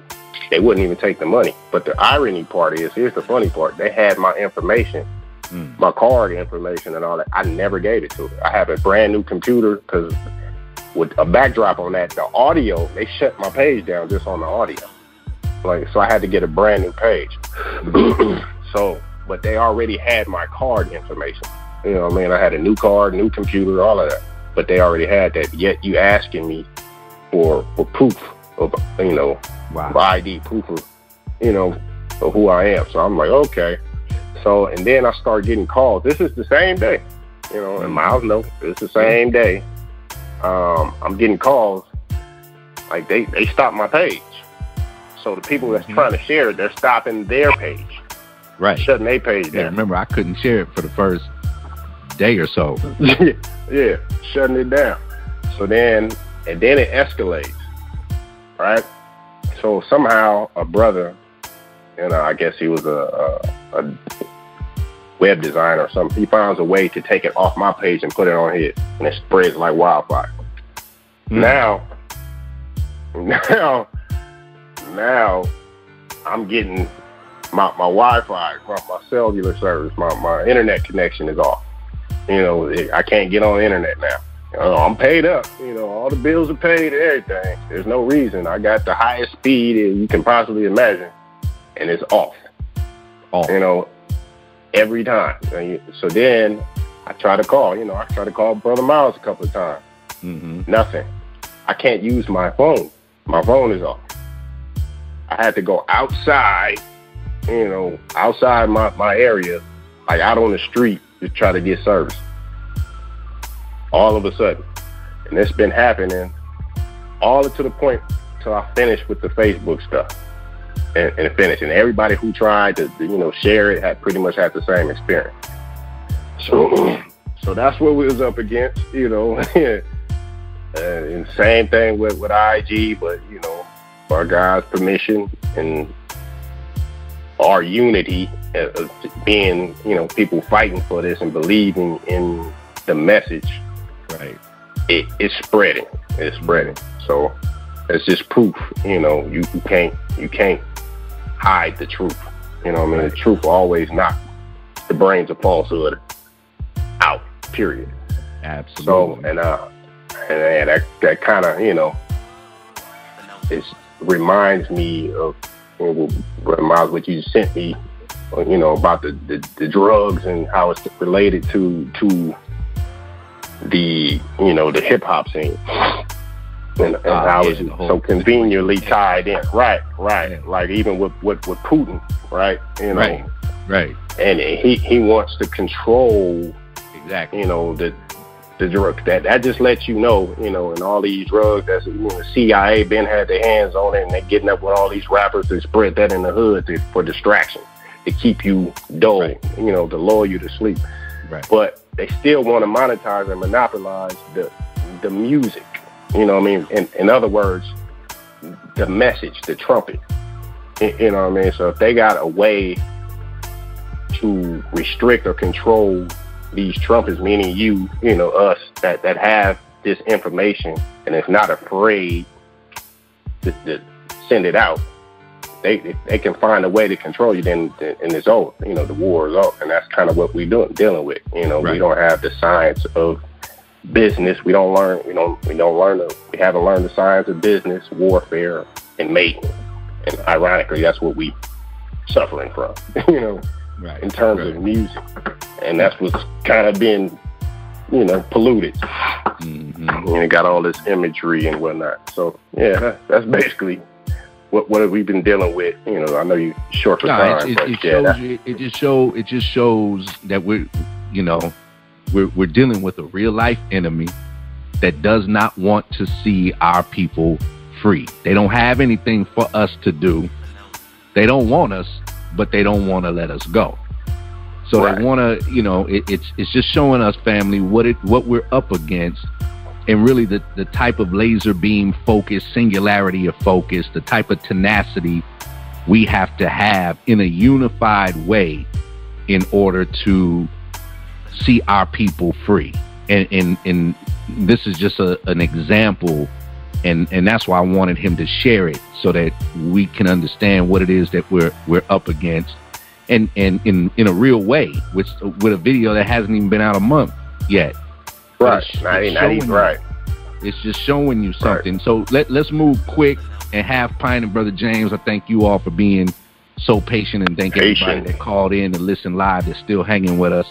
I want to bring Half Pint in for a question and or some commentary. Half Pint. Peace, brother. I just have a question about what do you see or what do you think of a woman's role in hip-hop and their evolution in hip-hop? I think it has the utmost role. Is this, if not the most major role that there is, you know, seeing that a nation can't rise no higher than its woman. Every great individual, whether on a negative spectrum or positive, came through the womb of a woman. So that's the base, the foundation, you know, with that. If you don't have no narrative or no say so, no control in that, then we doomed. Period. You know what I mean? And if you think about it, even in the ignorant mind state, you know, of these rappers and even the consumers in the video, the selling point or the validity to these rappers and all of this is the woman. Usually naked, but that's what makes them pop. Period. So if we can control that narrative, that imagery, you know, and give more of a voice, such as a sister Neelam, you know, and everybody else that's been doing it. I say Neelam because she's more current right now. You know, you can look at, or Cardi B, you know, says, and sometimes she says things that, you know, flashes of more than most, actually, you know, of social issues, or, you know, that's current right now. Maybe not some more so now, but in the beginning, you'll see woke, you know, I use that term loosely, but you'll see awareness coming from her with flashes of that. And that's, you know, them little things right there, as long as it's constant, you know, you might not have that courage, or, you know, because Brother Miles, especially Brother James, OG, knows what's behind that. Them puppeteers, them puppet masters that's pulling them strings. So you might not have that courage to, you know, to go full-fledged like that, or like a LeBron, you know what I mean? You say something, now you're getting attacked. Now you got to retract that, you know what I mean? But you keep chipping. Now, if all of us do that in terms of the woman, then it's over. In my opinion, it's overnight, you know, because that sets the tone. That sets the bar right there. What you allow, and it always has been, what the woman allows or doesn't allow sets the standard, period. Thank you, brother. Thank you, Half Pint, for that question. Thank you, sister. Thank you, sister. Brother James, I'm bringing in Big Brother James Bomb. Yes, sir. I'm listening and I'm admiring, because during the beginning of Public Enemy, one of the things was beautiful for me is that once the Nation of Islam found out that they had brothers on the national scene, rap music, the Honorable Minister Louis Farrakhan put the Nation of Islam behind Public Enemy. And it was, you don't think about it when you're young, right? I'm 22, 23 years old. But when you start getting older and you start realizing, man, wow. And then I'm 56 now, so when I think about yes, sir. When I think about the magnitude of from which we came from to now, to see how everything, what we represent is eternity. That's what we represent. And from that time to now, my mindset is that. And that's why I talk about when I said, unity, and I seen the brother Polite, and this is not to disrespect Brother Polite or any of the brothers who represent another community. We gotta talking about how we can save our people, how we could talk about unity, because that's the most important thing going into the new year to me. There's our big brother gonna be leaving soon. Yes, sir. And it's gonna be chaotic. And we gotta lock in, because my life depends on your life, and your life depends on my life. And then as we move forward, we gotta be looking at each other like family, man. Yes, sir. I got the name Muhammad from the Honorable Minister Louis Farrakhan. He gave me that name in '97. And that name to me, it means something, because when you talk about our people, let's say the brothers and sisters from Africa, we don't wear the slave master's name no more. My name is Muhammad. That should speak volumes to our brain cells right there. We ain't walking around with the damn devil's name no more. Right. Yes, sir. Yes, so that's a heavy thing, to you, to Cam, we all in that boat of trying to wake our people up even more, because I know I used to be in the neighborhood like that, because I come from that. I don't care what neighborhood you came from, whether it Watts, Nicholson Garden. I come from what we call, if you look in South Florida, this area, we call it the muck. But we used to say, can any good come out of the muck, or any good come out of Nazareth? Well, that's how I grew up. Same way. That's right. The hood, I'm more comfortable in the hood than I am in some areas where where it's a mixture of white folks at his shoe. I was working last night, and I share this with you. I was working in Delaware. I was in Newark, Delaware, and we dropped off a load of stuff for the store, and we got the craziest look for white folks. It was like, yo, and I told my brother-in-law, I was like, look, man, these people like seeing us, they think, hey, we got paperwork in our hands, the manifest of the the load that we got. They looking at like we in there to steal something, and I'm like, yo, man, we gotta pay attention to where we at, bro. This is the time where I don't care how you dress, how you look. We gotta always be mindful of where we are in our community. No matter where you live at. You could be living in the hills of California or Baldwin Hills. But if that damn white folks call police in, they're going to be looking at guns blazing, and they're not asking questions. They shoot. Right. Because you fit a description that you here to drop off a load for the store and move to the next store and drop off loads. And you got, man, I walked into the store, and this is a true story. How do two black men walk into a store? Nobody says nothing. We walk to the back, and then we done dropped off the load. And then the manager of the store, all white people, said, "Well, did you guys y'all bring this stuff in?" I was like, "Yo, man, this is unreal. That two black men can walk in the store and nobody says nothing to us." Oh, yes, sir. Like the needle script. Yes, sir. But my question to you is the back fist, because when I see John Carlos and Tommy Smith, I automatically go to that. But bringing that out of our sojourn in America, I thought it was, I watched the video and I thought it was the dopest thing I seen, because it can't be no more subtlety. Like during our time, we the first album we did, it was more subtle to consciousness, but then the second album we had to come swinging, full throttle of consciousness. This is what we about. This is what we need to be doing. And then the gold brain, we got into a lot of trouble. Yes, sir. On that time, we got into a lot of trouble. We got, you know, the Jews came after us, and then you know it just went a whirlwind from that point on. We stayed in trouble. So yes, sir.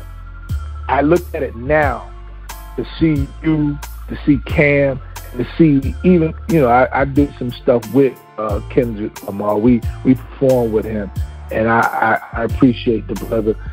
If we don't respect our elders, who gonna respect them? Yes, sir. This is our natural resources. We got to look at it in terms of that.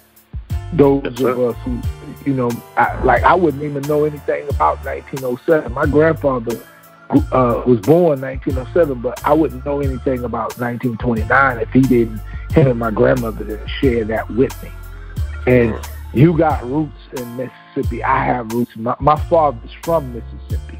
You know, my grandmother and my grandmother, great grandmother, all born on the Choctaw Indian Reservation in Mississippi. You know, so you know that bloodline. You know, we got family in the Red Nation as well. Yes, sir. Yes, sir. So but my point is that to see a national leader talk about hip hop. Putin and some of the things he said, I made a note of that particular thing that he said. Mr. Putin, he said he did not. I can't even see this thing, man. But this is deep. What he said. So I want to make that definitely stick out so people can understand what it is.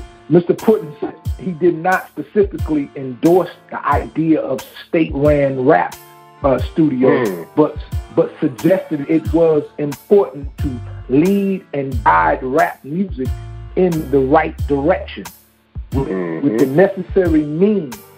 Now, that the whole thing stuck out in my mind, that part of it. What did he mean by, you know, with the necessary means? That's right. Guiding and directing rap music, you know. That's right. And I wanted to see what your thoughts was on that particular thing.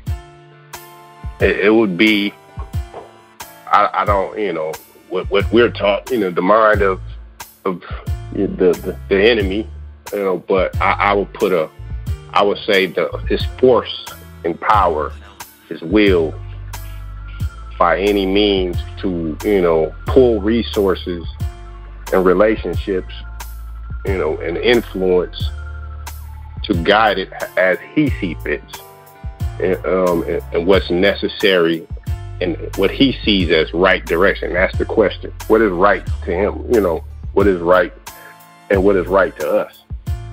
So the pattern or the blueprint, you know, even with Elijah Muhammad, you know, for those who don't, says, you know, study your enemy. In some words, I'm paraphrasing, because he makes no excuses for failure. You know, he works in a collective manner and do the same. So in that, you have, a blueprint of success.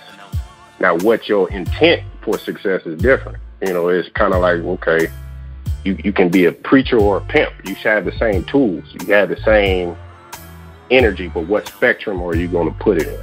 You know, so I say that to say, you know, when you hear the saying he doesn't specifically endorse the idea of state-run rap, but I'm going to do whatever it takes to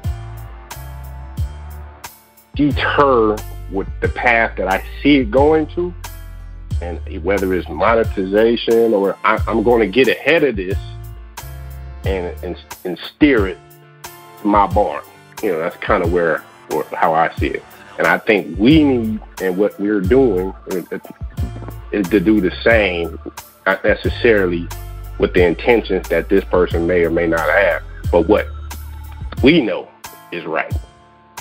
That's right. You know, and that's right. With the language, the imagery, the level of thought, because we know what It does. It's been proven, Brother James, with yourself, and when you're doing it and you're still doing it, the effect, the dosage of that milligram, that medicine that you done. And you said it, we gave them a few cc's right here, a couple of milligrams on this one.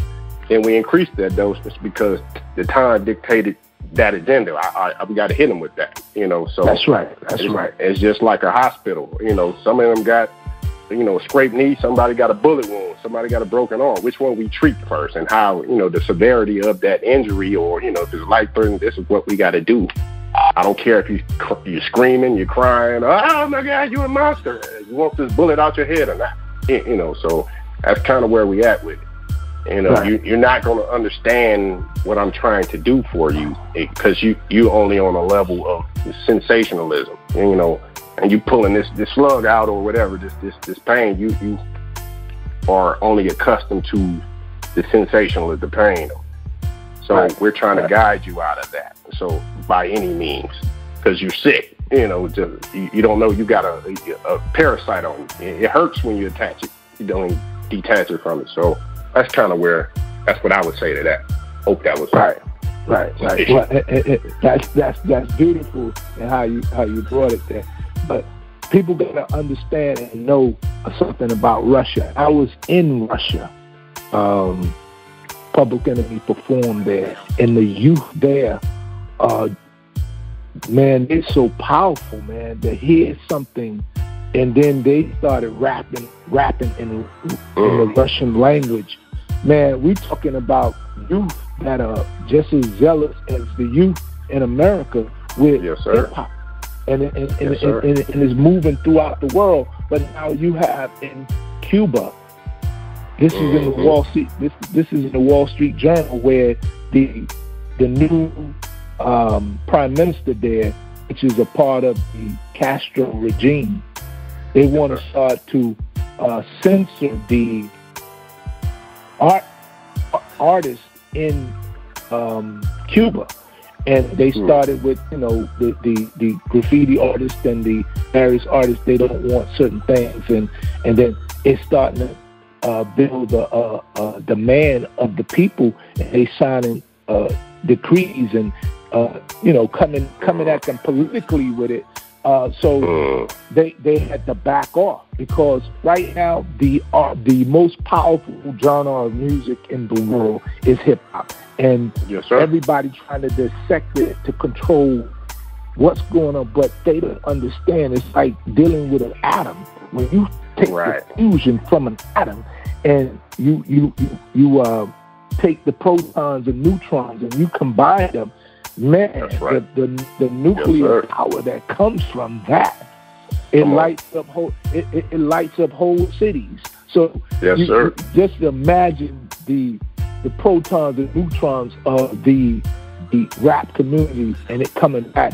Let's check out I can only do rap one way, and that's the way I came into it, and that's the open the mind up, open the spirit up, and we uplifting an entire people, because that's how I see rap. The bling in it, the bling is one thing, but the sensationalizing the materialistic stuff, and you have to keep up a fake image. You're spending money, you can't afford to keep up the imagery of rap, and so it's crazy that we do the Rolls Royces and we rent houses and all this stuff to keep up an imagery that's not realistic.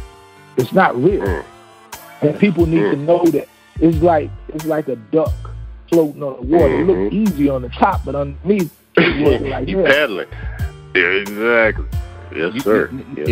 If you don't mind, Brother James, you just jarred my memory because of what you were just saying. The point that you're making is so profound.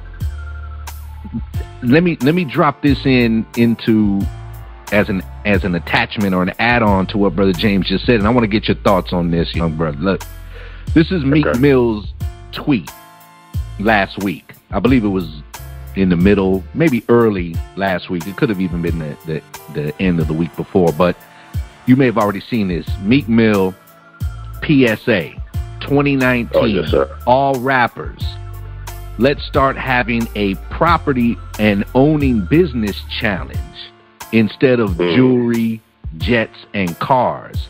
Keep it up to par, but let's switch it up and level up so we can have money when we're 50 plus from years of hard work and grinding. Smarten up. That to me goes right in line with what Brother James is saying, and it goes right in line with the fear factor. Yes, sir. And when a cat like Meek Mill, who had so much attention because of that little case that he caught that landed him behind the bars for a few, and there was such a rally and a unifying effort from within the hip-hop nation, whether it was artists, promoters, management, influential people, and just the fan base. Free Meek Mill. And then when he comes home, so much attention, and then you see him on Breakfast Club, but he's talking different. Right. You understand what I'm saying? And now you're seeing yes, this. Sir. Give me your thoughts based on what Brother James was just saying, which was so profound, and this attachment of Meek Mill's tweet, you know, going out from somebody of his status. Yes, sir. I would like to personally bear witness, just even this short time span with this record, to Brother James' point as far as the worldwide spread and infectious rate that our music, our culture is having.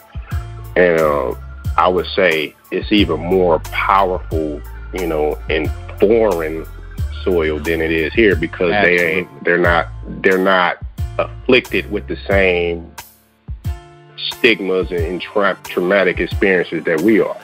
So it's more of a quicker pipeline to them. You know what I mean? They appreciate it. You know what I mean? So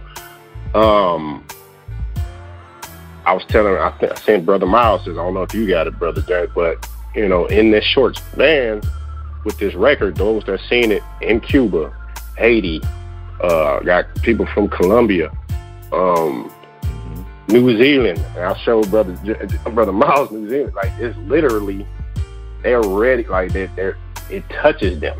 You know what I mean? That light touches them. I'm getting pictures, you know, they got the biker jackets, you know what I mean? And New Zealand, these are Polynesian brothers, you know what I mean? They got the black fists up. They got jackets that says Black Power. Right. You know what I mean? They got the crip rag. I showed it to Brother Miles. They're like, blew him back, like, wow.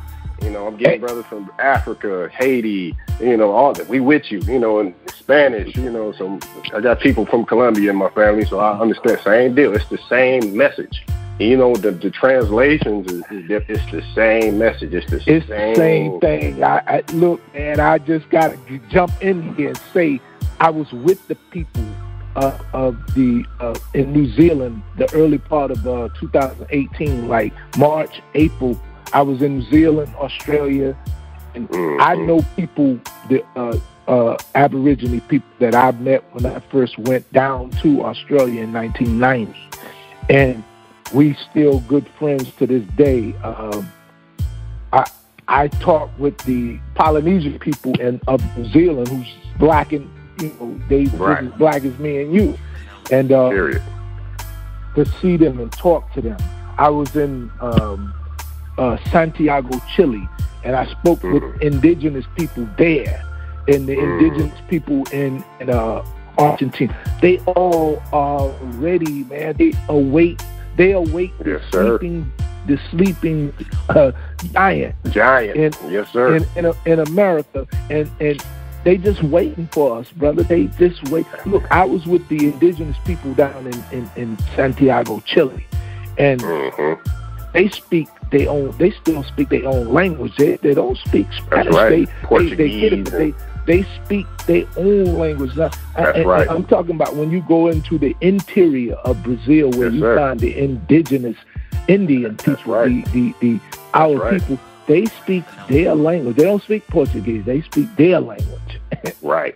That's right. You know, that's right. And that's heavy because they await the arrival of the original man that God came to pull up.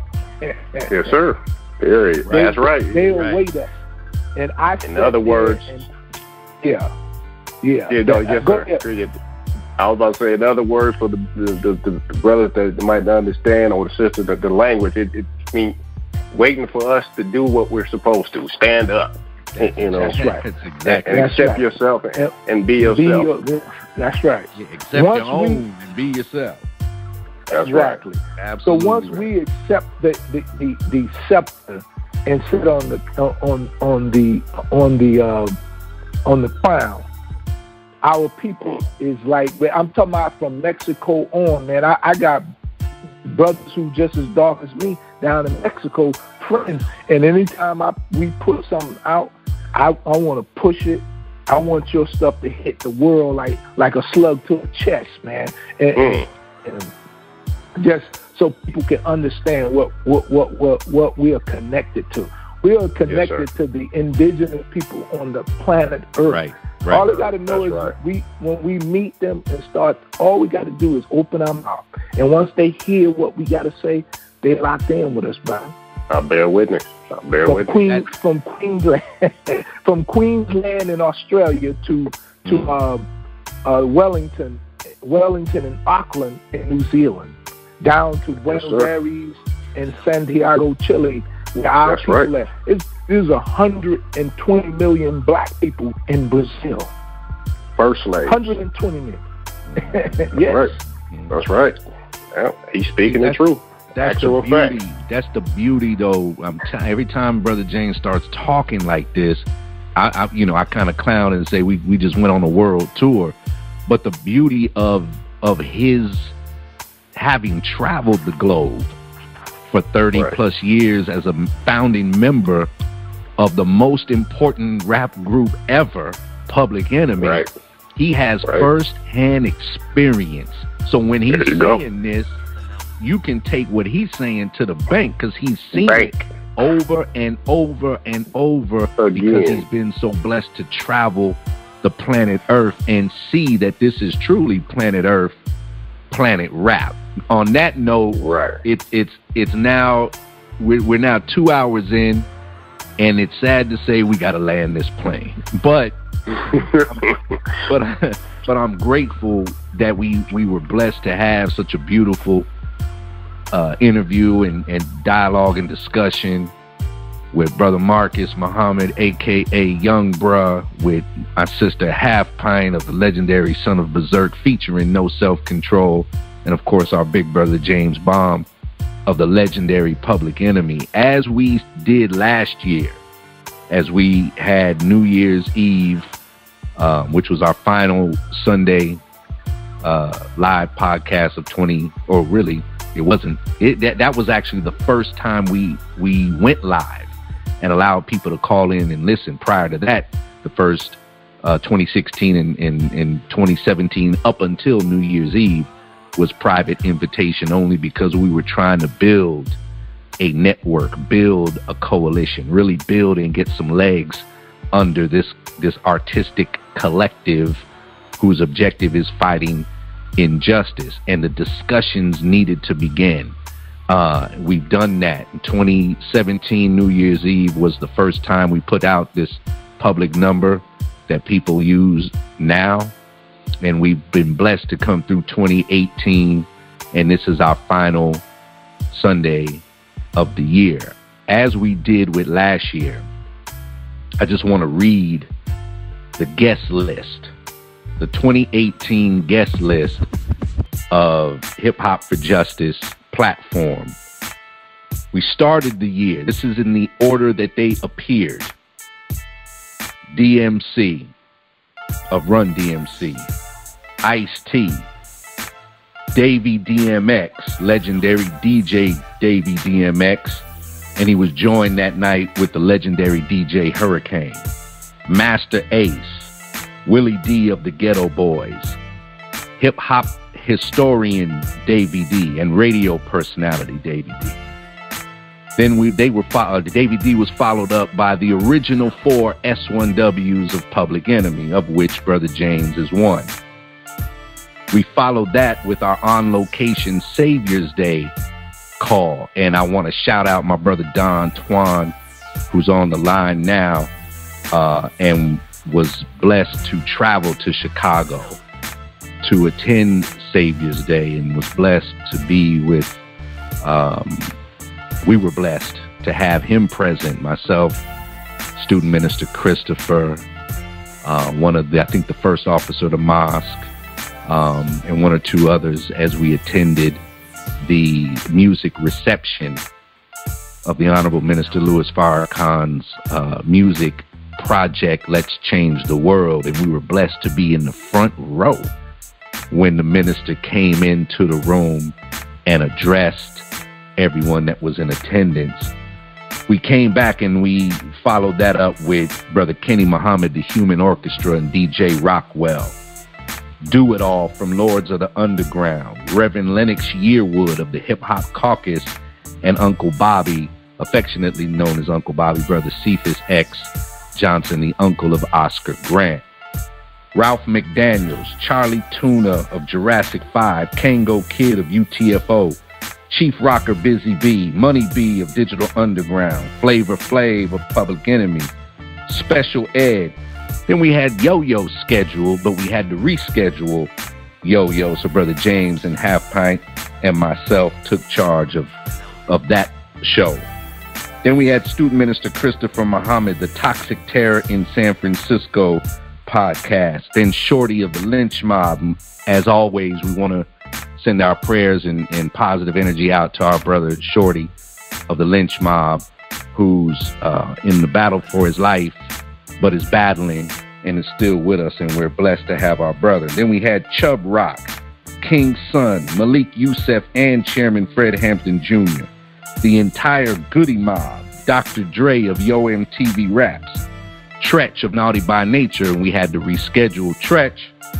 We had then Shakisha Clemens, our sister who was brutalized and disrespected at the Waffle House in Alabama, Grand Mixer DXT, author and activist and head of the Hip Hop Chess Federation, Adisa Banjoko, Mike Hands, Antoinette, the Gangstress, Sister Margaret Macdi, Eric Sermon of EPMD, Rocky Bucano, head of the Universal Hip Hop Museum.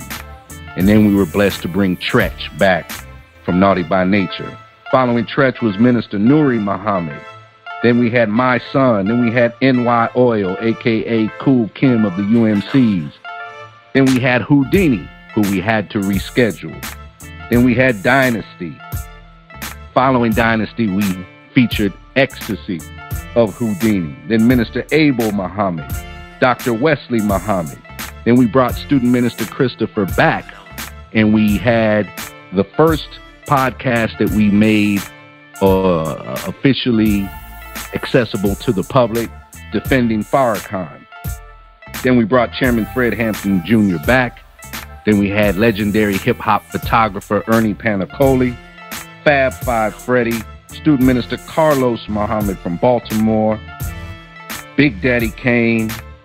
Last week we had Speech of Arrested Development, and we're concluding 2018 with Young Bruh. I want to give you a shout out, my brother. Thank you so much for being with us tonight, man. Oh, thank you, brother. Love you all. Love you all, Brother James, Sister Half Pint. Thank you for having me. Anybody who's listening, thank you. You know, it's a building session. It's a hospital. You know, I don't see it as, no rap business. This is a business meeting. You know, a blueprint, a way up out of here. So I thank you for that. I love the demo and the demonstration and the continuous work that you are doing in real time. You know, it's not lip service. I thank you. You know, and that's part of what keeps me going. You know, so now when we battling when we soldiering in the field, it's good to know you got, family that's doing the same thing. So to cover down for each other just in case one gets a little weary. So, man, that's right. But I thank you. Man, all praise is due to Allah. Thank you for being with us. Yes, sir. Thank you. My sister Half Pint, I got to give you a big shout out. Thank you so much for everything that you have done to contribute to the great success that we had in 2018. Thank you for your continued service to our youth, in particular as an educator. Thank you for everything you do to preserve hip-hop and preserve the history, preserve the culture, and to continue building and growing the culture. And thank you for being such a big balance and a strong voice for this Hip Hop for Justice platform. We salute and thank our sister Half Pint, and I want to thank Big Brother James of the legendary Public Enemy, because Brother James is soft-spoken. He's a man of few words. He's all about action, and he was the very first call that we made when we wanted to get someone in hip-hop actively involved in the fight here in San Francisco for justice for Mario Woods, as I was a part of that coalition under Student Minister Christopher Muhammad, the representative of the Honorable Minister Louis Farrakhan here in San Francisco. He was the leading voice for that coalition, the leading voice on the ground for justice for Mario Woods. And as a member of that coalition, watching him work night and day and being in meetings, and then understanding that there was a conscious effort to keep what happened to Mario Woods off of the national media platforms so that there would not be a national outcry, because San Francisco was waiting to host 2 months after he was murdered, the Super Bowl of 2016, February 8th, 2016, we knew that we had to think outside of the box, because there was no CNN showing San Francisco daily like they were showing Ferguson. There was no CNN showing San Francisco daily like they showed Baltimore and what happened to Freddie Gray and the subsequent protesting and outrage that was manifest in the streets. None of that was given to what happened to Mario Woods. So when we went to social media and we didn't see any real outcry from black sports and entertainment people, the very first call that we made was to James Baum. He answered that call, and that call led to that discussion led to an idea to have a conference call. That was in the latter part of 2015, and that conference call is the same conference call that we're on right now. We have not skipped a beat by God's grace. We're 3 years in, and God willing, we'll be pushing forward in 2019, continuing the dialogue, continuing the outreach to get artists actively engaged in a consistent dialogue. However, the objective is not to just have conversations. The conference call should lead to conferences. So somebody listening on this line right now, or somebody who will hear this, who's in North Carolina, South Carolina, Portland, Oregon, Seattle, Washington, Baton Rouge, Louisiana, Wichita, Kansas, wherever you are, get active as an agent of social change in your community. Stay actively engaged with this platform, and let's bring this platform to Wichita, Kansas. Let's bring it to Baton Rouge, Louisiana. Let's set up Hip Hop for Justice town hall meetings nationwide. We can do whatever we want to do. We're going to have to focus in on it, lock in on it, and make the commitment, just like Young Bruh did with this song, with this video, and with the push to get this video out on a massive global scale so that we can lift our people up globally. We're about establishing a global hip-hop network, a Fight the Power. What was it called, Brother James? The Fight the Power Global Initiative. Right. That's what this is all about, family. So let it start off by throwing your black fist high and let the world know. Young Bruh, thank you, man, for being with us, man. You know what I'm saying? Yeah, thank you, family. Love y'all. That's right. Love you too, bro. Love you too. Thank you, family. Everybody that called in and listened live, God willing, we'll have this archive up soon. Go to mixcloud.com/Hip Hop for Justice podcast. That's the number 4. Mixcloud.com/Hip Hop for Justice podcast. Listen to the archives. Spread them. We got over 100 in production, just waiting for uploads. It's all about revolution, y'all. Throw your black fist high. Let the world know. Peace and love, family.